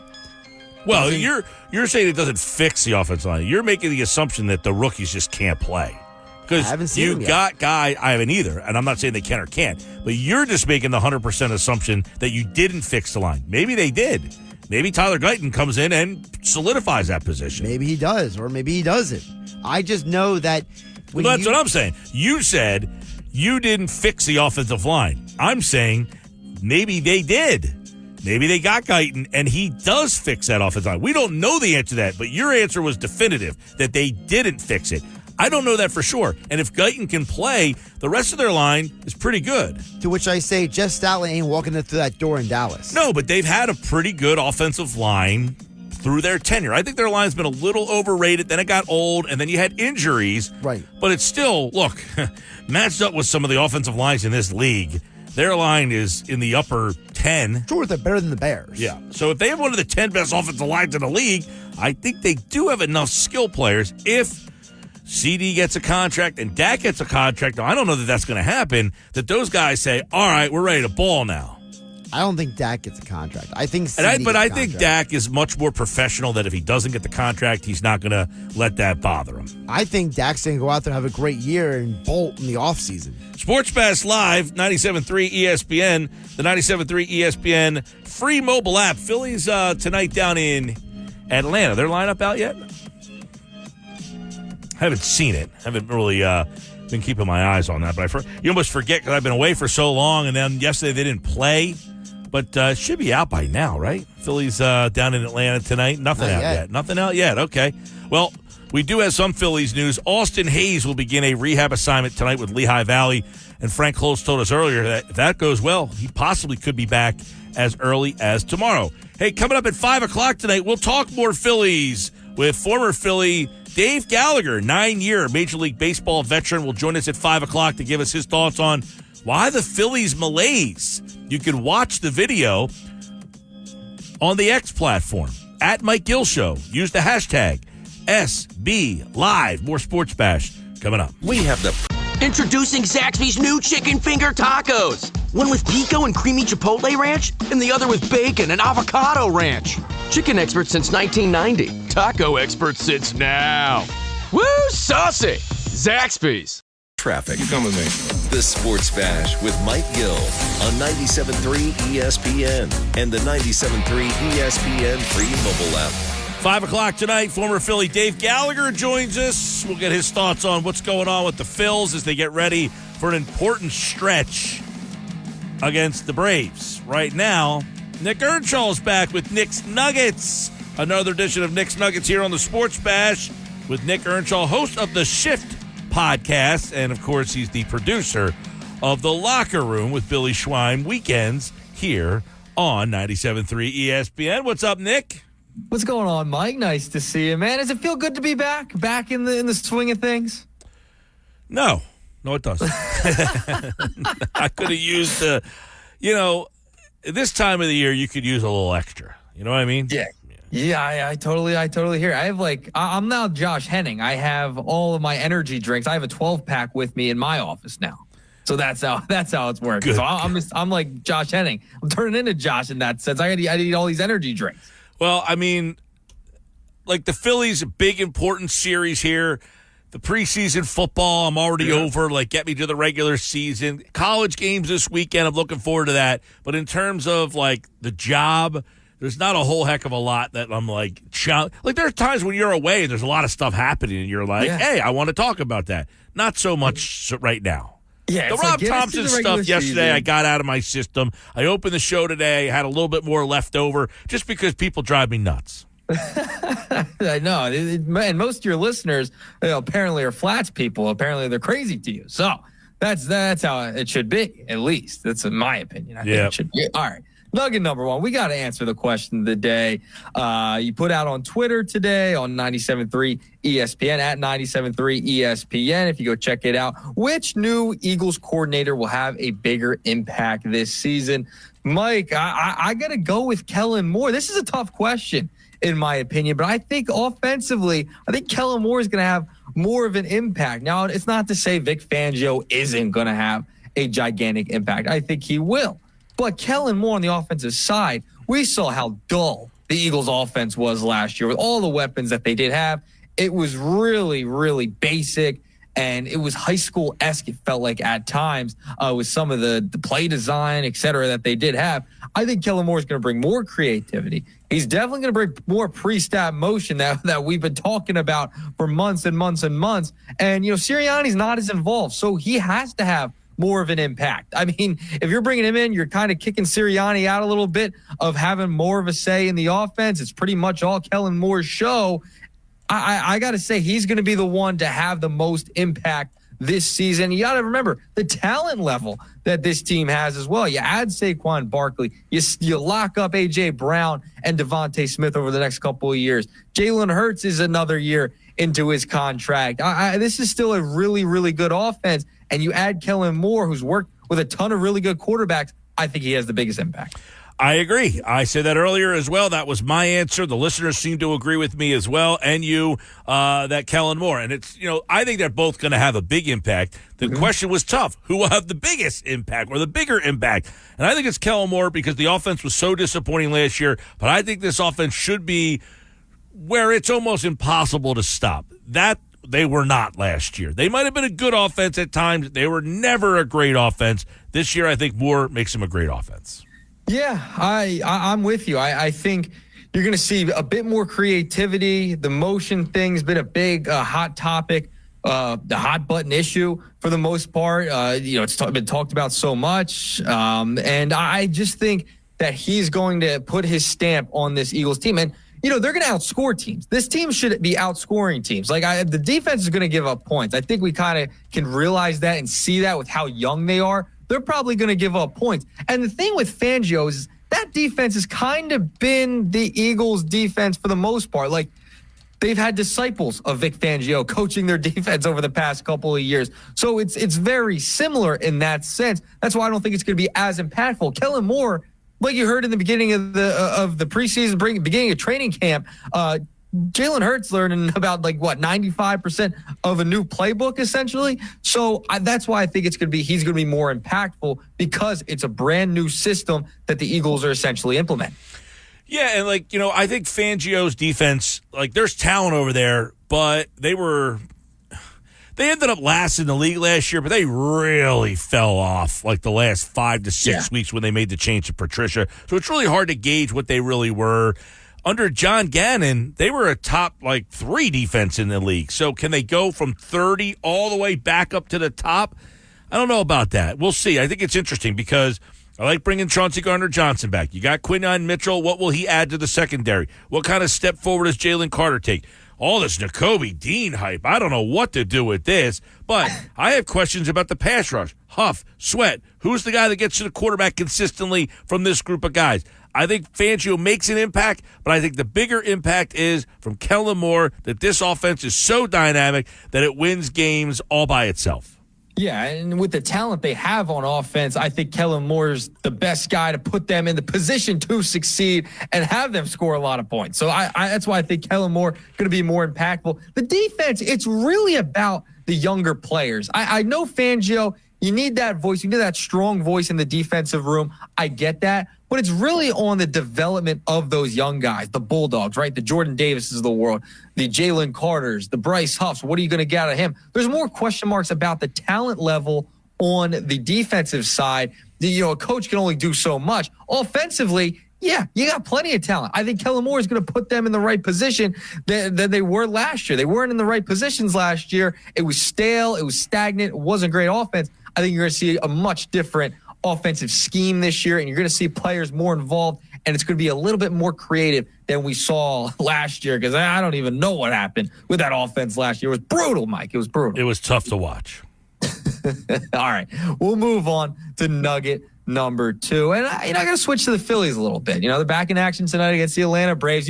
It's funny. I had a Braves fan text me yesterday essentially giving the Phillies the division. It was pretty funny. They have no hope in Atlanta apparently due to the Austin Riley injury. I mean, they've dealt with injuries all year. I'll read off the text. I won't name names. So much to any chance of the Braves making a run of the Phils lead. Haha, enjoyed the division this year. So Braves fans are already checking out. It's August. They're mentally checked out. They're done after the trade deadline. So they lose Austin Riley. I think the Phillies, they'll be okay in this series. Big games coming up against Atlanta. They got Kansas City as well. So that'll be interesting to watch. But the thing I want to talk about, Mike, is there's a name that's been floated out there. He was just released by the Chicago Cubs. Hector Neris is out on the market for the Phillies. I mean, they could go out and get him. He was a former Philadelphia Philly before. He's got a 3.89 ERA, 20 of 25 in saves this year. Now, you ask why do the Phillies or why did the Cubs release him? He had a vesting option in 2025 worth $9 million. That would have become a player option if he had reached 60 appearances of 45 games. So there was a lot of money involved, and that's why the Cubs kind of cut ties with him. Mike, wouldn't it make sense for the Phillies to maybe inquire about Hector Neris coming back to Philadelphia? It wouldn't hurt to add another arm to that pen over Junior Marte and some other names that we've seen as of late. I love the opportunity to go get him. I think it's a perfect move. He is much better in non-save situations. I think he's a guy that can take some pressure off Hoffman. You don't have to push Hoffman so much. He can pitch in the 8th. He can pitch in the 7th. But he can also be the guy come playoff time that pitches in that Sir Anthony Dominguez spot. They never replaced Dominguez. It's a right-handed arm that they could use. I think Neris would be a great spot here. He won a World Series a couple of years ago in Houston when he pitched against you and had some big outs in that series. He had 2 really good years in Houston, including last year. We had an ERA under 2. He was really good last year. This guy still has gas left in the tank. He can get outs, and he proved that he can help you win a World Series like he did with the Astros. The Phillies need right-handed bullpen help. I go get Hector Neris if he's available. Yeah, he's out there. He is available. Well, I know other teams might be lining up. I'm saying if Yeah. he's available for you to get him, yes, he's available, but he can choose, and I'm assuming teams are going to be calling him. But look, the Phillies did not make a deal at the deadline. They did actually. I take that back. They got Banks from the White Sox, but they traded away 2 arms. They only added 1. I think their bullpen's short. I think they're pushing Strahm and Hoffman a little bit too much. I think they need to lay off those guys a bit, and getting Neris would help them out. Well, they did add Estevez too, so they added 2 arms back during the deadline. But the problem's been, Mike, is that your guys who have carried you all year, the Hoffmans of the world, the Kerkerings, the Alvarados, those guys have been struggling now. So you're kind of in a weird situation where, yeah, maybe we do need to add another arm. You didn't really replace Dominguez. You didn't add that right-handed spot earlier in games that you could use a guy like Neris for. You don't want him in the 9th. Don't put Hector Neris in the 9th inning. That you don't want to happen. But you can use him in these higher leverage situations, 7th, 8th inning, 6th inning if need be, in spot situations as well. He's a guy who played for the Phillies before. Like, he was there the year before they played Houston in the World Series. He was a Philadelphia Philly for a while, since he was 25 years of age. So I think this would make sense. He's been really good. 3.89 ERA this year. He's been decent for the Cubs. You need to add another arm to that pen, especially with the guys have been struggling. You don't know if you can count on them at all, at times. So heading into September and October. So I think getting Hector Neris would be a massive move for the Phillies to add some more depth into that bullpen. Because you can't see Junior Marte out there anymore. You just can't. Nope, you can't do that. You also, by the way, in the World Series against the Phillies, 3 games, no runs. He gave up 0 runs in that series. He had 4 strikeouts in 2 innings. He gave up 1 hit. That's pretty darn good. So, I agree. I think if you can get him right-handed arm, pitch him in 6th inning situations, 7th inning situations, 8th inning situations during the regular season, come playoff time, probably don't want him in the higher leverage situations, but he showed that he can get outs in the World Series in key spots. He has 17 saves this year. He's pitched pretty well. The Cubs didn't release him because of performance. They didn't want to pay him. If he gets to 60 games, his contract becomes guaranteed for $9 million. And they had a rookie ready to come up the pitch from the minor leagues, so they release him today, DFA'd. Brandon Crawford also DFA'd today. Wow, I didn't even see the Brandon Crawford. I did see the Neris thing, but this would make total sense. I mean, a guy who's been there before, he's done that. He's won a World Series. He's pitched in big games. A contending team is going to want to add him to their bullpen. No doubt about it. The Phillies should be right there with all those contending teams probably calling Neris, because it was such a unique situation, right? Like, the Cubs really aren't going to be doing anything this year. They're in 4th place, 11.5 out of the division. They're kind of out of it, and they didn't want to pay him. So that's why he's gone. And this is a unique opportunity for the Phillies to add a good piece after the trade deadline. We thought the roster was done and complete, Mike. Sometimes things happen in baseball and in sports. This is one of those times the Phillies need to go out and make a move for sure. All right. We agree there. All right. Well, are we 2 for 2 today? I think we're 2 for 2. Like Kellen Moore and Neris. Look at this. Who would have thought on Nuggets on a Tuesday? All right. Nugget number 3. I don't know if you saw this, Mike, but, it wouldn't be an NBA offseason if you didn't have the Ben Simmons pictures being put out, posted on social media, and, him working out, et cetera. Guess who he was with? Another guy who really couldn't shoot, could defend, though. Matisse Thybulle. The 2 were pictured working out together, Mike, during this offseason. 2 former Philadelphia 76ers traded away, guys who couldn't shoot. One refused to shoot. One really just didn't have it offensively. Went to Portland in Matisse Thybulle. But they were the 2 pictured together working out this offseason. It wouldn't be an NBA offseason if you didn't have Ben Simmons throwing out pictures on social media, showing how great and how much he's been working. So I thought that was a funny picture. The replies to these pictures, Mike, were hysterical all over the place. So I think someone said, someone should check the rim if it's been used, like if you need to dust it off or something like that. That's pretty funny. Yeah, well, keep in mind, they're also 2 Australian guys, so they know each other from the Aussie background there, Philadelphia together. And is Thybulle on a roster? I don't even know where he is. He still in Portland? I know that there was, I don't know what his contract situation is. I know Simmons has 1 year left on his deal.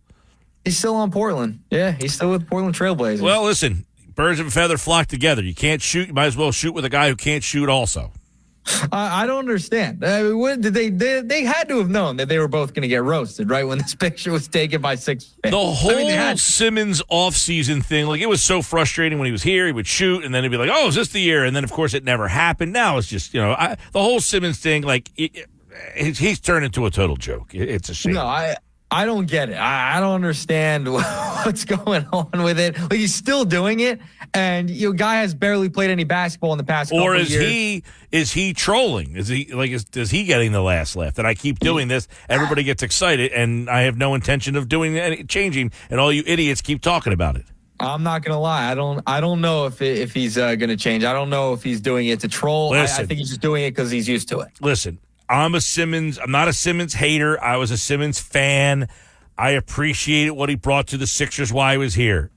Since he's left here, he's been a complete disaster. Complete disaster with the Brooklyn Nets. And then Matisse Thybulle, he really haven't heard his name too much. No, Thybulle, listen, he was like, he's insignificant next to Simmons. I mean, Simmons is the number one pick in the draft that people were comparing to some of the greats in terms of what he was going to do and his size and athletic ability and the ability to, pass and control the game and play point guard at 6'10". He was physically just a freak in terms of all of that, but the lack of shooting and then, all of it just caught up. Look, I said before, he didn't shoot and still scored almost 17 a game, made 3 All-Star games, and was third-team All-NBA. And this is a guy that you knew wasn't shooting, and he was good enough to do all that. Imagine if he shot the basketball. Yeah, it would be nice. If he had the threat to shoot the basketball, defenses would come up on him. They wouldn't be sagging off as much. It wouldn't be a 4-on-5 and half court. There's a whole thing we could go on about Ben Simmons. Now, I will ask you, at this point in their careers, right now, Matisse Thybulle or Ben Simmons, who would you rather take? That's a good question. That's tough. Right now? Right now. I don't know what, is Ben healthy? Is he going to play a full 82? Who knows? Yeah, Who knows if Ben's going to play a full 80? He might not even play 10 games. Yeah, I don't know. He might find an injury. I actually was in the building last year when he played against the Sixers, and he had a good game that day. Yeah, I'm sure he did. It's the team he wanted to play against. He didn't score a whole heck of a lot, but where people didn't appreciate what Ben did, he was a very good weak side rebounder. So these teams that kill the Sixers on the boards, it's because they don't have those big guards. Because in the NBA now, these 3-point shots, you get a lot of long rebounds. It's not like the old days where you need a rebounder to clean the glass like a power forward. You need guards who have some physicality and can get the long rebounds. Ben was not only great at getting the long rebounds, but he was also good at getting the rebound and then turning up the court and starting the break and finishing. He was very good in the open floor. And the night that the Sixers played him, it actually was an afternoon game, I think, against Brooklyn, he killed them with starting the break and getting off and finding guys in their spots and getting them good 3-point shots. If you go back and look at that game, they shot the lights out from 3-point range. That's because Simmons just getting everybody so open. Yeah, no, and I think he was dishing out assists in that game, too. I was a big Ben fan, go back in the day, and then it just all fell apart. Right now, I don't know who I take, Matisse Thybulle or Ben Simmons, because Ben, you don't know if he's going to play. Thybulle, he doesn't give you too much. He can defend on the wings, kind of like Ben could, but you just don't know if you're going to get enough out of Ben Simmons. Matisse Thybulle played 65 games last year, so he'll give you something and show up. Ben Simmons, I don't know if he's going to show up, so I'm probably taking Matisse Thybulle at this point because he's showing up. No, see, I'm always going to take the higher ceiling. Okay, Simmons at his best is better than Thybulle will ever be. I agree. Thybulle's not even in this rotation, so he's a waste of a seat on the bench. But so is Ben. He's not playing. He's not even playing. Not even contributing at any point. No, you're saying he's not playing. We don't know that. If he is playing, he does have a role. If he's not playing, then he's the same as Thybulle. You see what I'm saying? I know. I understand where you're coming from. Ben's the better player, but at this point, right this second, I don't know if I could trust Ben to play more than 15 games. I'm not trusting him either, but Thibel's not in my rotation at all. He's a zero burger. Even if Simmons plays 15 games, he at least helps me 15 times as opposed to Thibel helping me 0 times. Well, Thibel could play 65 games, help me on the defensive end. I'm just saying. He ain't cracking this rotation. He's not cracking this rotation. Thibel, come on. I'd rather take him. I'd rather take Thibel over Ben Simmons just because of his availability. You know, part-time players, I don't have time for it, Mike. I just don't have time for it. Hey, listen, just being there doesn't mean you're available, okay? I'm trying to teach you something here. Thibel wouldn't take his warm-ups off even if he was there 82 nights a year, all right? He started 19 games last year for the Portland Trailblazers. I'm just saying. For Portland. On this Sixers team, he would not crack the rotation, which means you'd have a guy standing there for 82 games contributing nothing. At least if Simmons... at least he'll be more of a positive influence other than Ben. You know, Mr. Negativity over there, no emotion. Yeah, right? Well, if Simmons was healthy, he would be in the rotation and at least... Now, again, I don't know if he's healthy at all. I think he's healthy, right? Supposedly. He missed the whole second half of last year. I think he comes back and then he gets hurt again somehow. Well, he has injuries come out of the air. You get a back injury, you're probably going to have problems.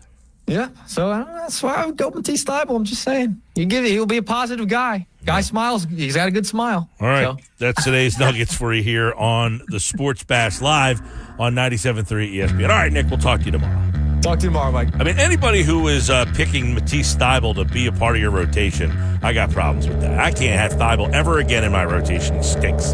He offers nothing. Can't shoot, nothing.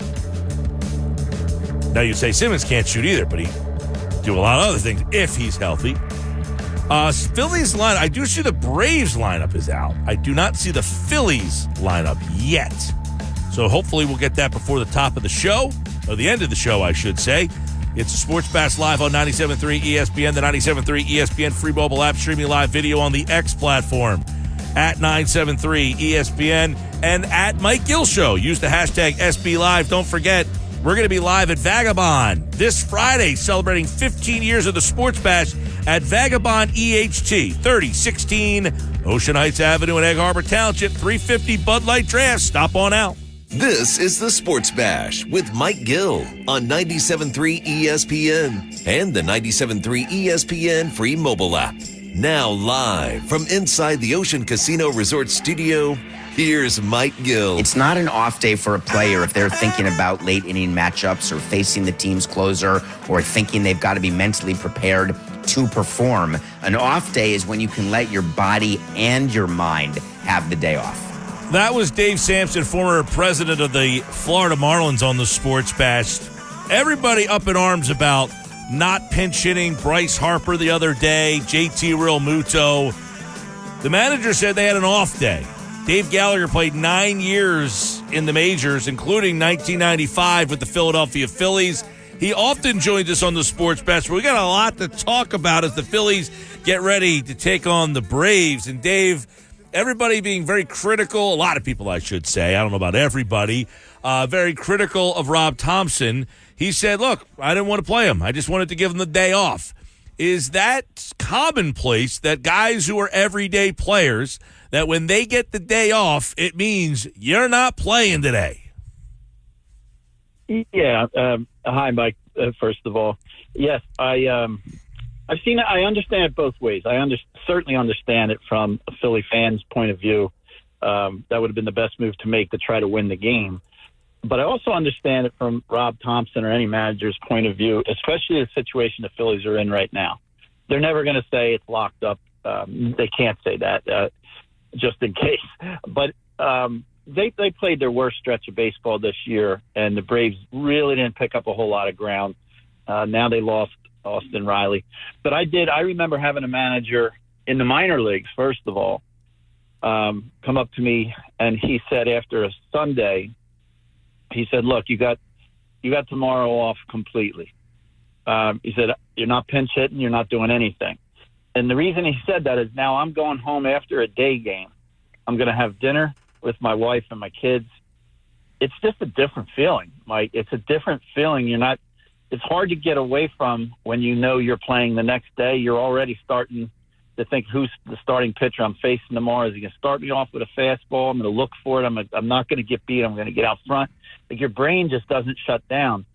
So I think I'd fit that in the category of Rob Thompson being a baseball guy that's been around the game most of his adult life, if not all of his adult life. I think he's got a pretty good feel. He's trying to prep these guys for the playoffs, as I think they should be. Like, they're still trying to figure out who's going to close, who's going to be the setup man. They might have wanted Estevez to be that guy and Hoffman to be the setup man. Now maybe it flips. I don't know. They're still trying to figure that out.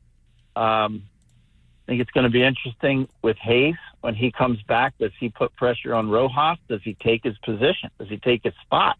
You know how I feel about Rojas and what he brings defensively. But is that an upgrade? So a long way of me answering. I get it. If I'm a fan, right? If I'm playing FanDuel and I got money on it, I'd be like, and how could they not do that? Right. I mean, if you're watching the game, Dave, I mean, obviously you played in the league, so your opinion, your vantage point might be different. Any fan watching says, here comes Cal Stevenson. I got Bryce Harper on the bench. Of course, Rob Thompson thinks Bryce Harper is a better option. But you just wonder if at the beginning of that day they made the decision, you are not playing today no matter what happens. Take the day off. You have tomorrow off, and let's get ready for the stretch run here. Absolutely. That's what I think happened. And I know we don't have to be around. I actually had Bryce in my group for the rookie career program years ago, and he was a rookie. So I got to know him a little bit. That guy's not going to ever ask out of the lineup. And if the manager goes up and says to him, I'm thinking about giving you a day off tomorrow, I just can't see him ever saying, yeah, okay, or I'm not going to do anything. I don't want to. He's not going to do it. You have to do it yourself. And I think Rob did that. I wouldn't be surprised to find out that he told him the night before, because, again, now your mind starts to relax at that moment. Mm-hmm. You know what I mean? It is a break. It doesn't mean you're going to get 3 or 4 hits the next day, but it is a mental break. Right. And, this is, people say, well, what's one at bat do for you? I mean, it's not even just the one at bat so much as that, hey, now it's the 5th, 6th, 7th inning. As you said, now you're starting to look at scouting reports and who I might face in that situation. And that might not mean a lot for the listener out there. They're saying Stevenson's up, Harper's better, put him in the game. But it's not as simple as that. It isn't. I'm going to tell you something. You'll get a laugh out of this, but I know you trust me on these stories that I say. I had a day game. I want to say it was the White Sox, but played on 7 different teams. Sometimes I get mixed up. But we flew to Toronto, and we're playing Toronto. We're starting a series the next day. And a couple guys, I heard them on the plane say, hey, they're playing the Sunday Night Baseball. I go over to the ballpark and watch them play. And I thought, what else do I got to do? So I went. We sat, up several rows, but right behind home plate. And I couldn't get that feeling out of me that I might be used in this game. I'm watching a baseball game, and I'm not even in the game. I'm just watching one. But my brain was kind of like I had to keep saying to myself, "You're here to watch a game. You're not playing. You're not on either team." That's how much you get into your job. It's performance-based. You're always weighing things out. I absolutely get the rest, and he's your key player. So you get a benefit from that. We're talking with Dave Gallagher, former major leaguer, 9 years in the majors, spent 1995 with the Philadelphia Phillies, and, of course, getting ready for the Phillies and the Braves, which, by the way, the Phillies do not have a lineup out yet. Rob Thompson has said he's waiting for a few guys with, quote, wear and tear to hit in the cages before making decisions. So that is why there is no lineup out there yet. I want to get your opinion, Dave. We haven't talked for a couple of weeks, and in that time, the Phillies kind of started slumping a little bit here. They were playing about 70, on a 70% win percentage, about 114 win pace. Since then, they have really struggled. Is this the ups and downs of 162, or is there something you're seeing from this roster that's flawed? No, I think they have the pieces. I really do. Offensively and and defensively and pitching. I know they're still trying to figure out a little bit here and there, but nothing major.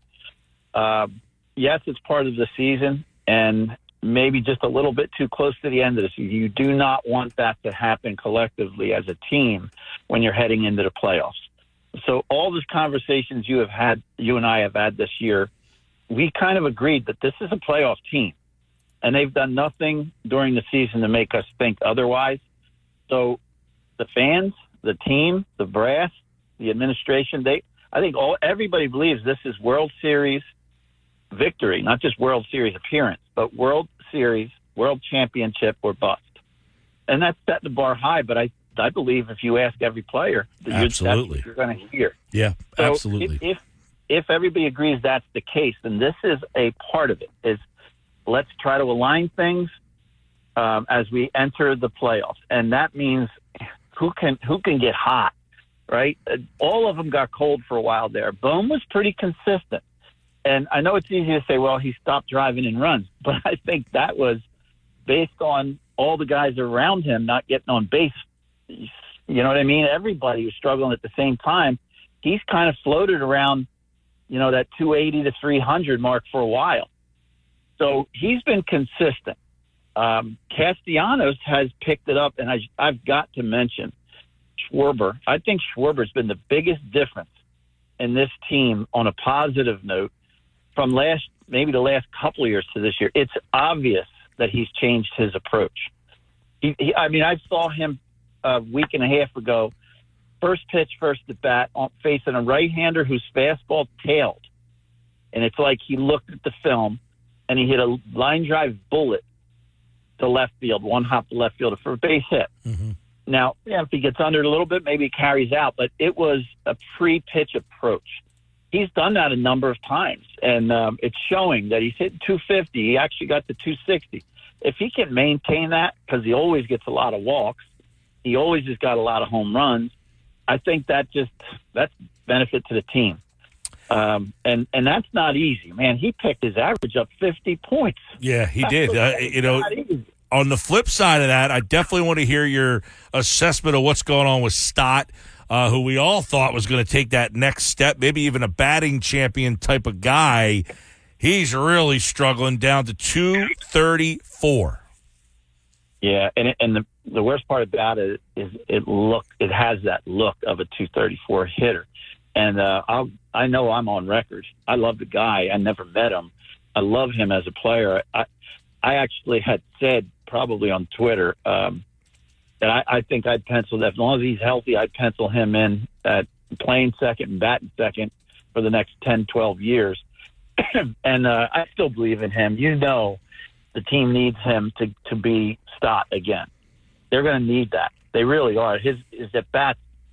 I just had a conversation with Craig Noto, who he's a college coach who coached Bryson in summer ball, and we were talking about Stott, and I said, I'm not seeing where did this come from. I said, because when he first came up, what stood out to me was the calmness in his at bats. It looked like he'd been around for 10 years.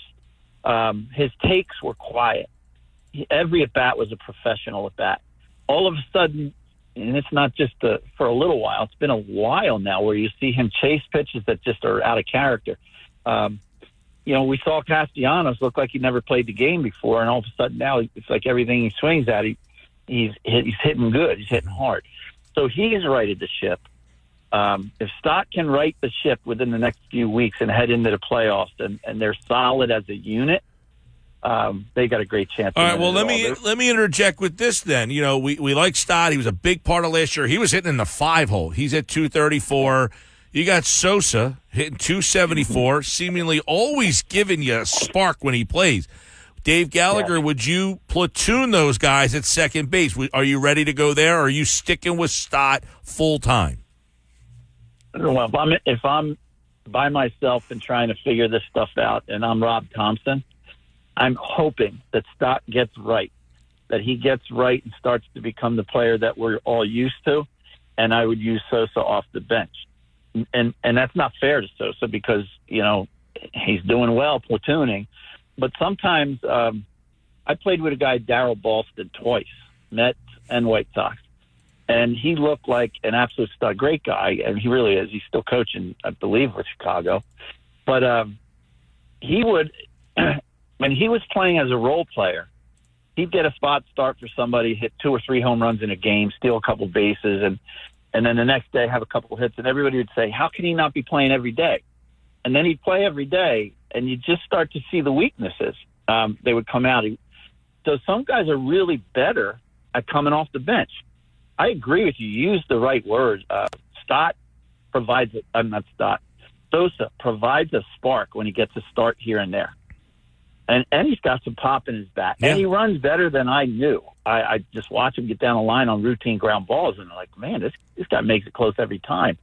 So that would be what I would think in my room with the door closed that I'm by myself. I hope Stott gets to the point where I can play him every day again, and then have Sosa ready to come off the bench because I trust him coming off the bench. Yeah, if somebody gets hurt, then he becomes an everyday player. And he played every day when Turner went out for those 6 weeks, and he played really well. They didn't lose ground. They gained ground. We're talking with Dave Gallagher, Major League Baseball 9-year veteran, played with the Phillies in 95. And, of course, you just mentioned Darryl Boston. I can just remember the glasses, those White Sox uniforms with the numbers on the thigh there. Yeah. Outfield is where? You mentioned Rojas. They have Hayes. Marsh really struggles against lefties. He's at 241 on the season, but his lefty splits are terrible. They brought in Hayes. He was playing left field seemingly every day.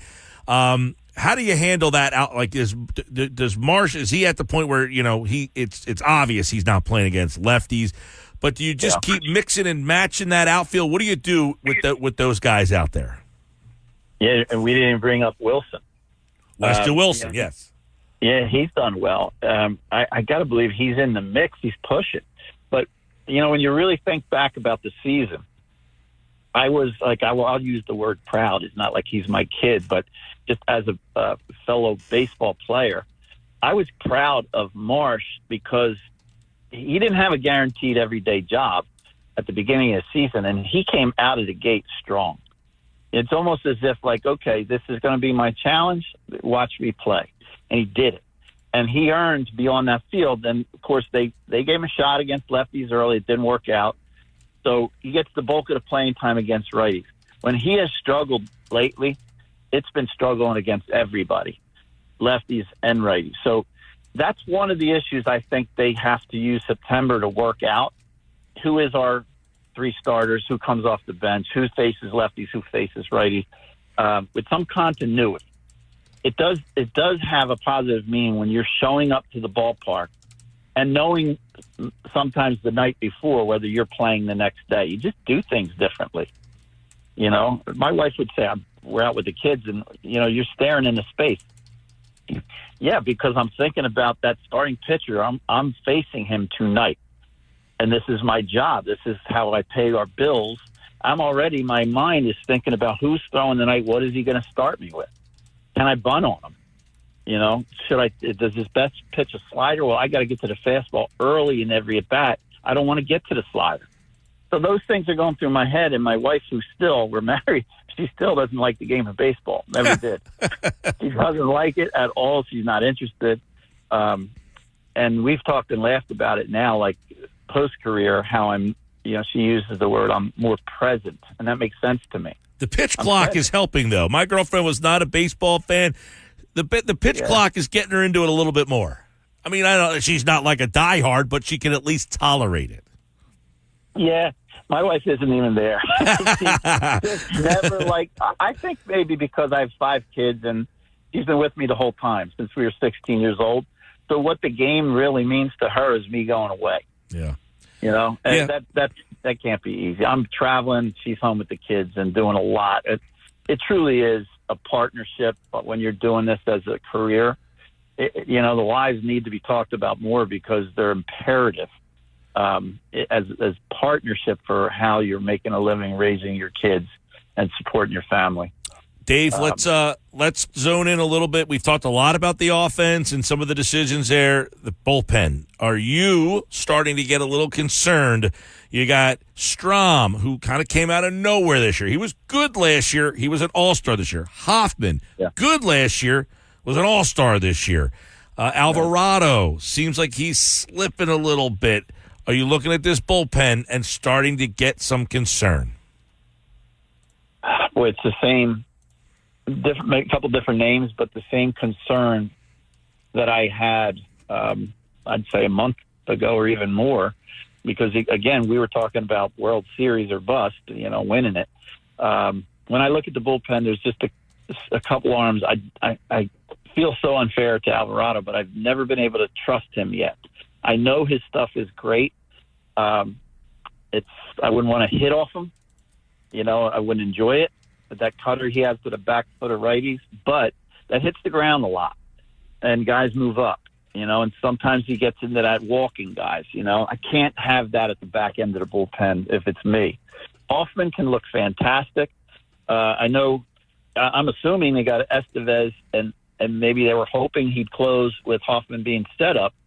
Where does that stand now, Mike? Do you know? Is Estevez still the closer? He has been, he's been closing, but not. I mean, he had that streak in Anaheim before he came here. He had 54 straight outs or something. I mean, he was ridiculously good, right. And that was going to end at some point. And so he already blew a save once he got here. But you're right, Alvarado. To me, I'm wondering if just the workload of the 2 playoff runs and as much as they've had to use him over the last 2 seasons has just started to catch up to him. Well, part of it, I think, is his repertoire. He gets out. He gets a lot of strikeouts on, that back foot cutter or slider or whatever you want to call it. It's tough to take, especially when you get 2 strikes. It's coming from the left side. It's coming in the zone. But when you're starting to swing, it's cutting. And then by the time you swing over the top of it, it's about to hit your back foot. And that's the problem. If you're coming in a save type, any type of situation, but especially a save type of situation, there's guys on base, that could tie a game or lose a game if he bounces it.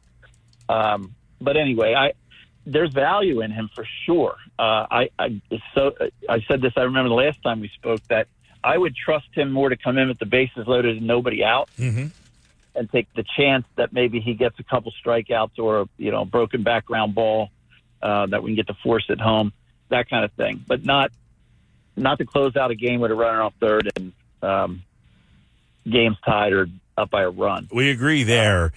The guys that, relief pitchers are so fickle to begin with, from year to year. Hoffman, he's been excellent this year. Strom's been excellent. You just wonder, if the workload is starting to catch up to them and they just need a little bit of a break.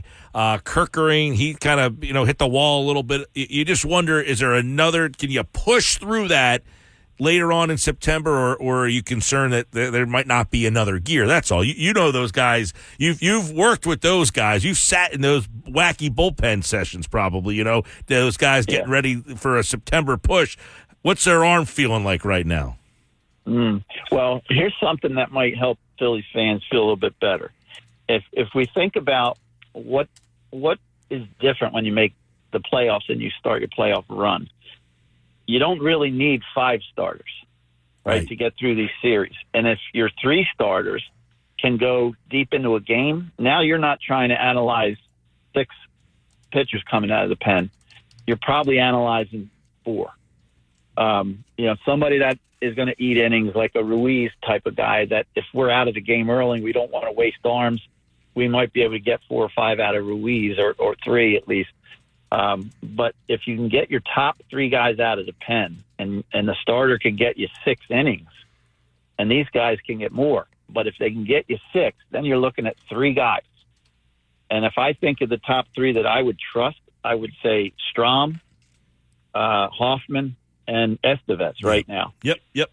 And that's not bad going into the playoffs if everybody can be healthy. Well, it starts tonight with a nice series against the Braves. This is fun. The Braves a little banged up, but they'll play the Phillies down there in Atlanta. Then they play 4 more in a couple of weeks. So 7 games against the Braves over the next half a month here, before the calendar flips to September. Good old National League East games here. We'll see where the Phillies stand. By the way, Phillies lineup just came out. I'll get that to you in just a second. But, Dave, I want to thank you, as always, man, and we'll be talking a lot here as the Phillies get ready for the playoffs.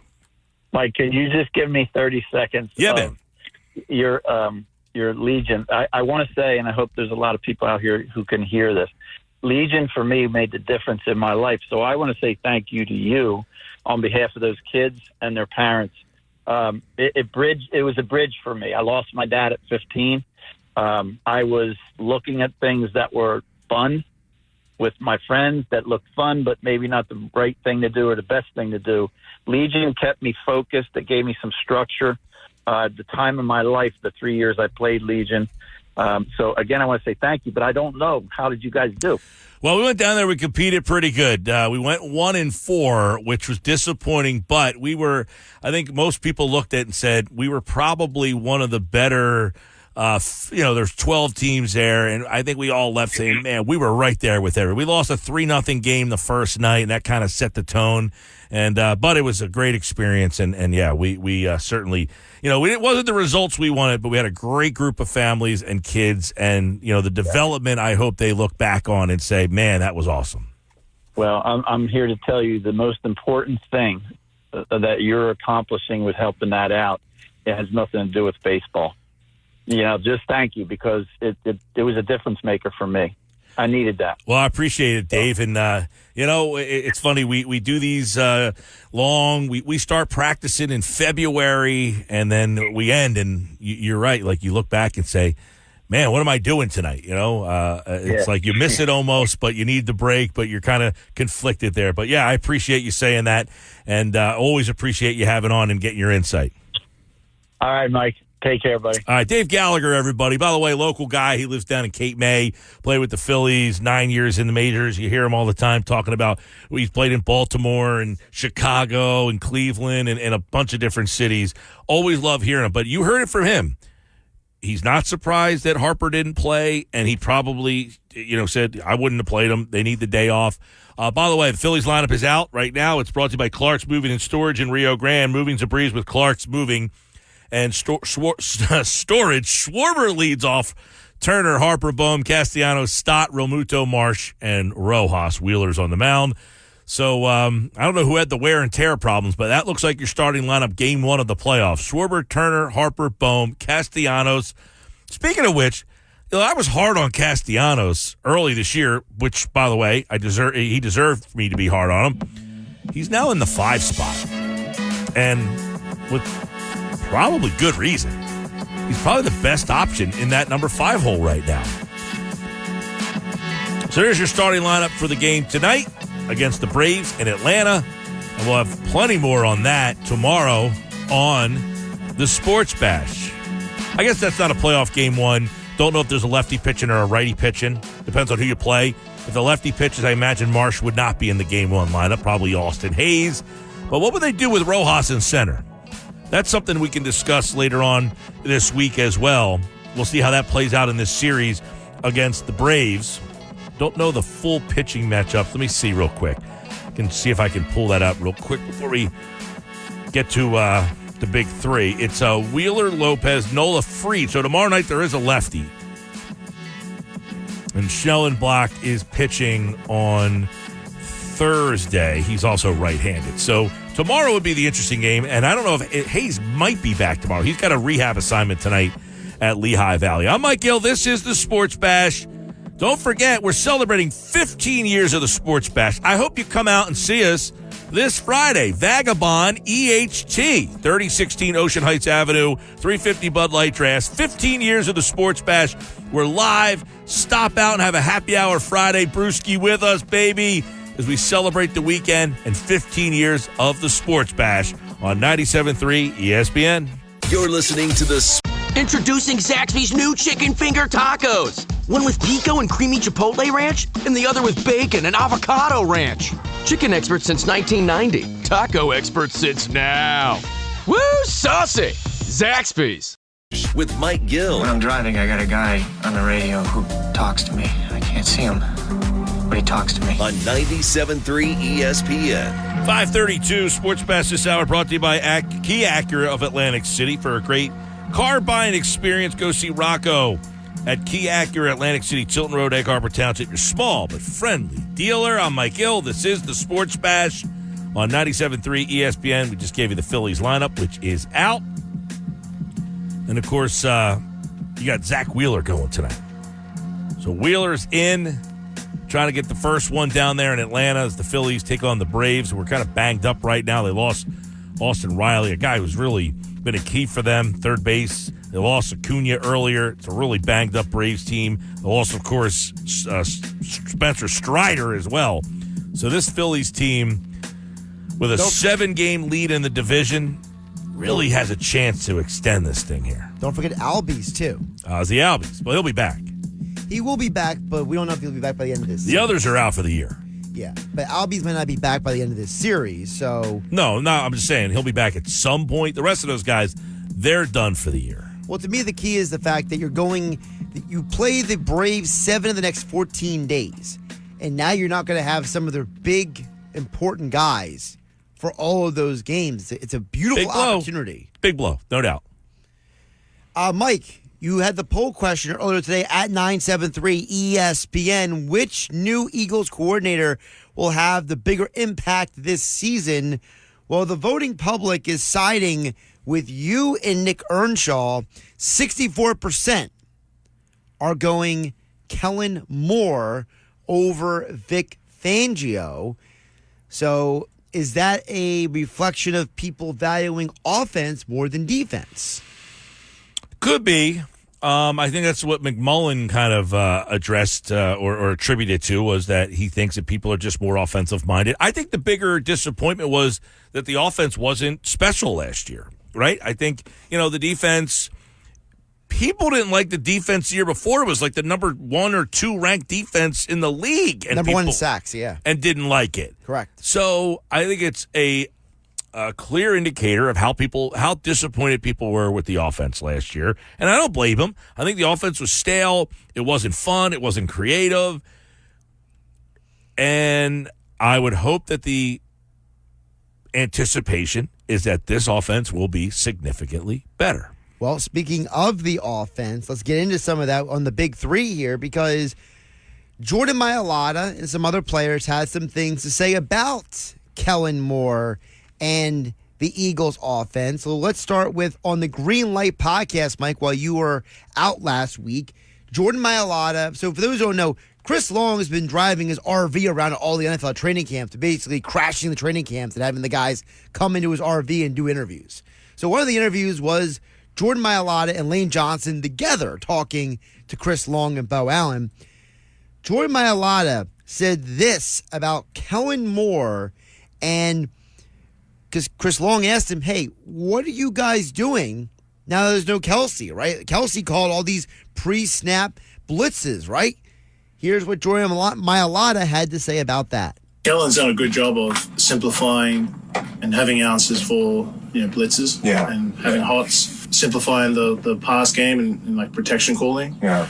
And Kelsey was our problem solver. Now that we don't have him, Kellen's come along and just again having hot reads, having answers to blitz zero, and then simplifying the calls up front based on the hot looks. I don't know what that makes me feel, because he said Kelsey was our guy. Well, they were a disaster last year. Are you telling me Kelsey was a disaster? Well, they were still top 10 in the NFL in offense. Yeah, but against the blitz late in the year, they were a disaster. They were. I mean, that was evident. And Kelsey had a lot of penalties in some of those games, too. Maybe that's what Kelsey decided. Like, hey, I'm seeing things I haven't seen before. It's time for me to get out. Or maybe I'm just not as good as I used to be. I lost my fastball. Could be. I mean, all encompassing. That's what I'm seeing. Like, I'm not as good. I'm seeing things I haven't seen. It's time for me to kind of get out of here. Hot reads, simplifying things, all of these things. I think Kellen Moore is just a more experienced, better prepared. Now, that's not fair to Brian Johnson, though.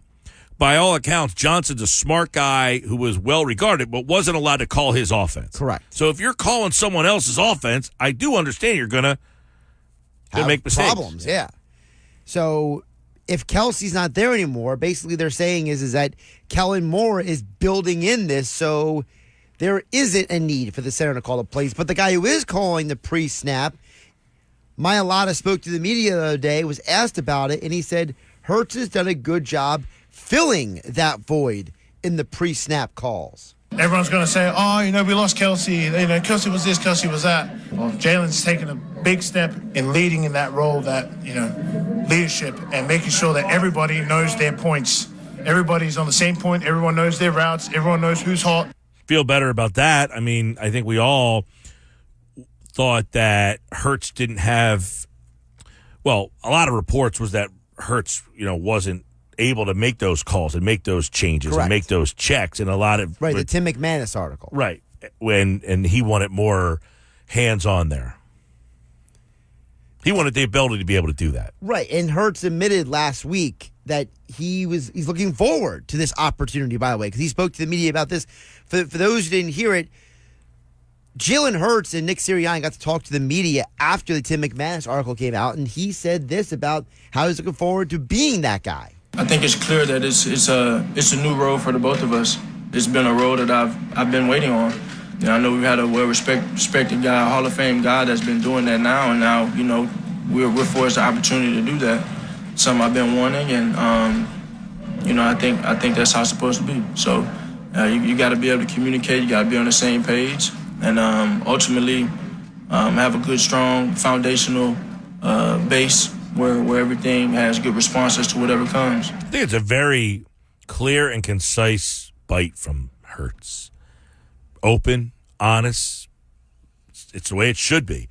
We had a guy. He was a Hall of Famer. I get it, but this is the way it should be. I mean, it's not like Hurts took his foot and kicked Kelsey out the door. No, not at all. But he waited his turn patiently, and now he's ready. And to that point, Mailata, Mike, was asked, what is the difference between Kelsey and Hurts doing those pre-snap calls? I want your reaction to this, because this might be a reflection on Kellen Moore as well. The biggest difference as a lineman when the quarterback is the one... Less thinking. You can just go out there and protect them. You can get into your stance. You can get to your spot. You don't have to worry. You got to trust in what the QB sees, and then you just go out there and play football. So is he saying that he thinks it's better this way? He might be. And remember, Kellen Moore, former quarterback. So he maybe looked at the game a little differently than a Sirianni or a Steichen would, right? Sure. I mean, Steichen, I don't know what position Steichen was. I know Sirianni was a wide receiver, and obviously more people remember him from his Boise State days and was a quarterback there. Backup quarterback in the NFL for the Lions and the Cowboys, too. See, I've never heard of a team have the center. I mean, yeah, they call out protection stuff. But anything further than that, I mean, I feel like is a little bit... Well, Kelsey did more than a lot of centers do. That's what I'm saying. I don't know that any other team where the center is that hands-on. So does that information, though, lean you to say maybe Kellen Moore is doing a little more than you thought he was to help this team? Oh, I already thought that Kellen Moore had a much more hands-on, much more integrating his stuff into the offense, which, again, I can't criticize Brian Johnson. He wasn't allowed to. Correct. So now, on the flip side, we talked about Vic Fangio in that poll question. Lane Johnson said this to Chris Long on the Green Lake podcast about the aforementioned Vic Fangio. We're so used to basic defenses during training camp, and every now and then you see a defense like his 2 or 3 times a year maybe. Yeah. But now we're getting all the hard stuff and all of our hard calls kind of out of the way. So when it goes back to playing other teams, it should be a lot simpler. A lot of this just sounds like an indictment on the previous regime. It's like digging the hole deeper for him. Yeah, I mean, it essentially is like, well, the guy last year, whatever he was showing us on defense, wasn't really helping us either. Right. Which is interesting because Devin White said this about how Jalen Hurts, apparently Jalen Hurts said this multiple times, he will go to Fangio and talk to him about what they're seeing in practice. I watched him today. We put a new blitz in, and it kind of worked a couple times. First thing he did was go stand by Vic, and he asked him questions like, what is this? Because he got to know, as a quarterback. So you see your quarterback just eager for knowledge, from a defensive coach, and want to be able to pick it up and want to be able to see, all right, well, I need to get to this protection, I need to do this. Because at the end of the day, we're going against each other, but we're only here to make each other better. Well, that's almost like Hurts calling Martindale. Correct. See, now you're putting the pieces together for the audience out there. There's a common pattern here. Mm-hmm. Hurts, remember, people are famously point to him being under Nick Saban, right? Well, what was Nick Saban's background? Defense. So apparently he's got a pretty good working relationship. Wasn't the story of when Fangio was here before, he wasn't really here to help the defense. He was here to help the offense. Correct. Mm-hmm. So it makes you wonder when also Devin White puts this information out there when he spoke to the media the other day about what the Eagles defense has been doing to the Eagles offense. I mean, right now it's just a lot of new things being thrown at them. You know, we putting stuff in on the fly, and we don't meet before practice, so they probably don't get a chance to go over certain things. But I think the biggest thing that he's doing is he's being patient in his progression as far as getting to the line fast and, you know, using dummy counts to be able to get us to undress ourselves. So I think that's what he's been doing a lot lately. He's not been rushing. You know, he's kind of been taking his time and really picking the defense apart, you know, and at least trying to. Yeah, really picking the defense apart. There is a certain beat reporter that covers the Eagles who basically charts all the passes, and he says that Jalen Hurts has a streak of like over 300 passes now without throwing an interception. Correct. So when you hear that, Mike, you almost have to wonder, is Vic Fangio almost helping Hurts as much as Kellen Moore right now? What's that say about the Eagles defense? What does that say about Fangio?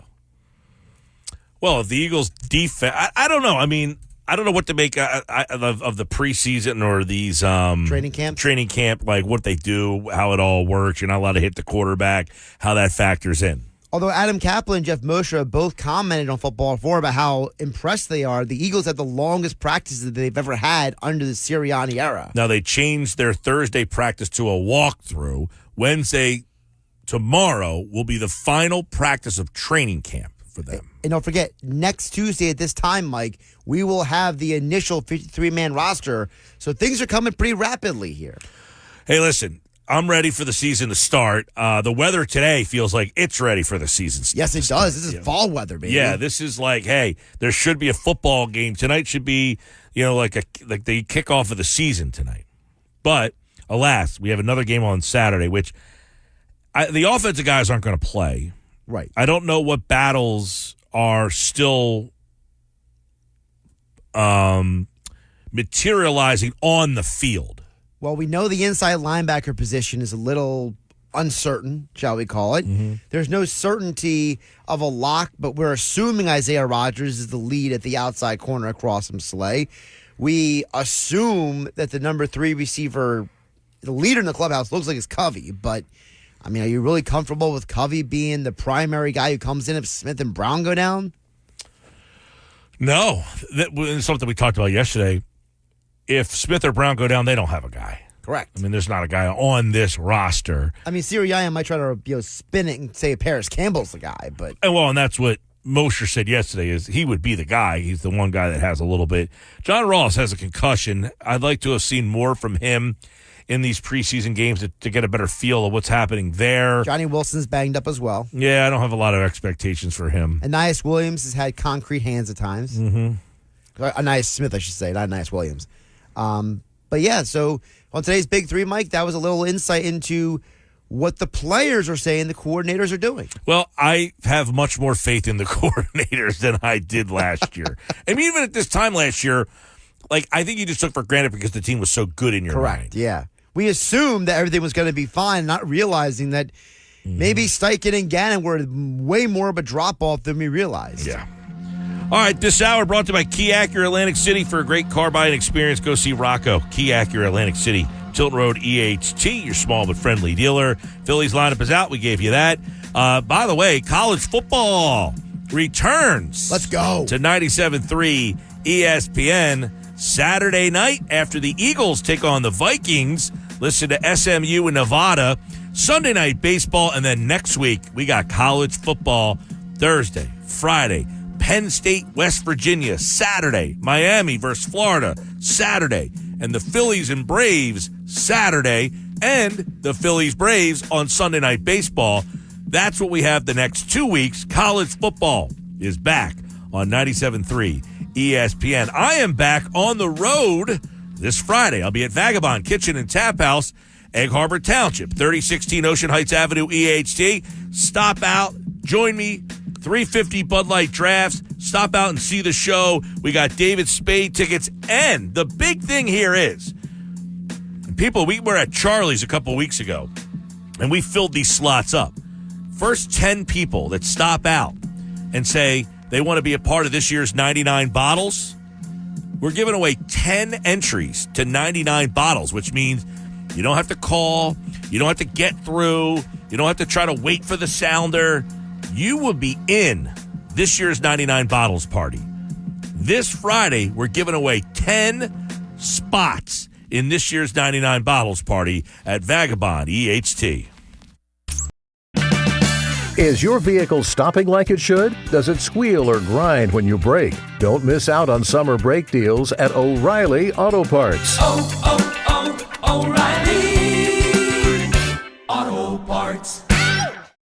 The Sports Bash with Mike Gill on 97.3 ESPN and the free mobile app.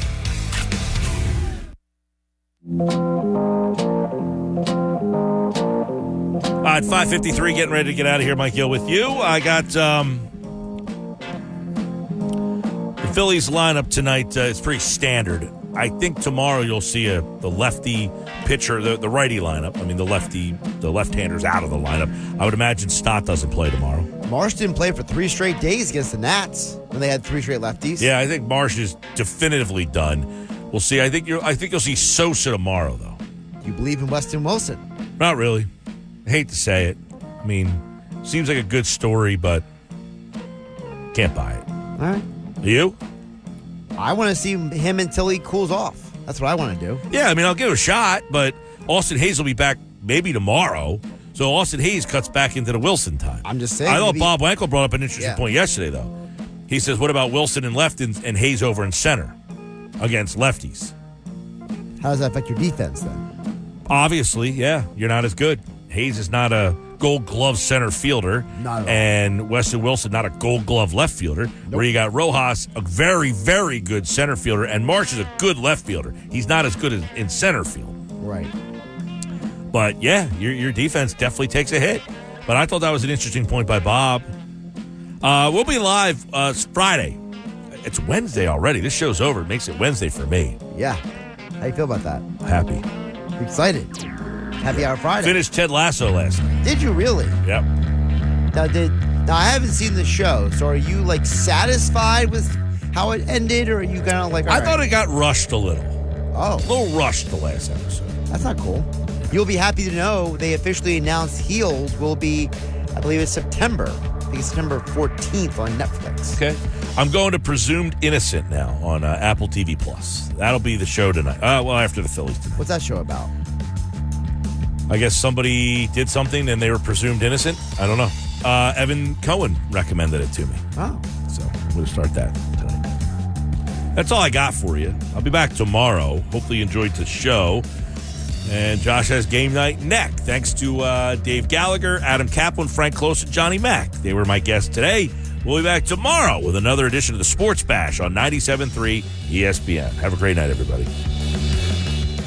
Ready to level up your career? Text DISH to 44043 now to dive into a world of exciting technician opportunities at DISH. From cutting-edge technology to a supportive work environment, DISH offers the perfect platform for your success. Connect with us today to discover how you can be part of a dynamic team driving innovation. Connect today and join the DISH family, where innovation meets opportunity. Text DISH to 44043 to kickstart your journey towards a rewarding career.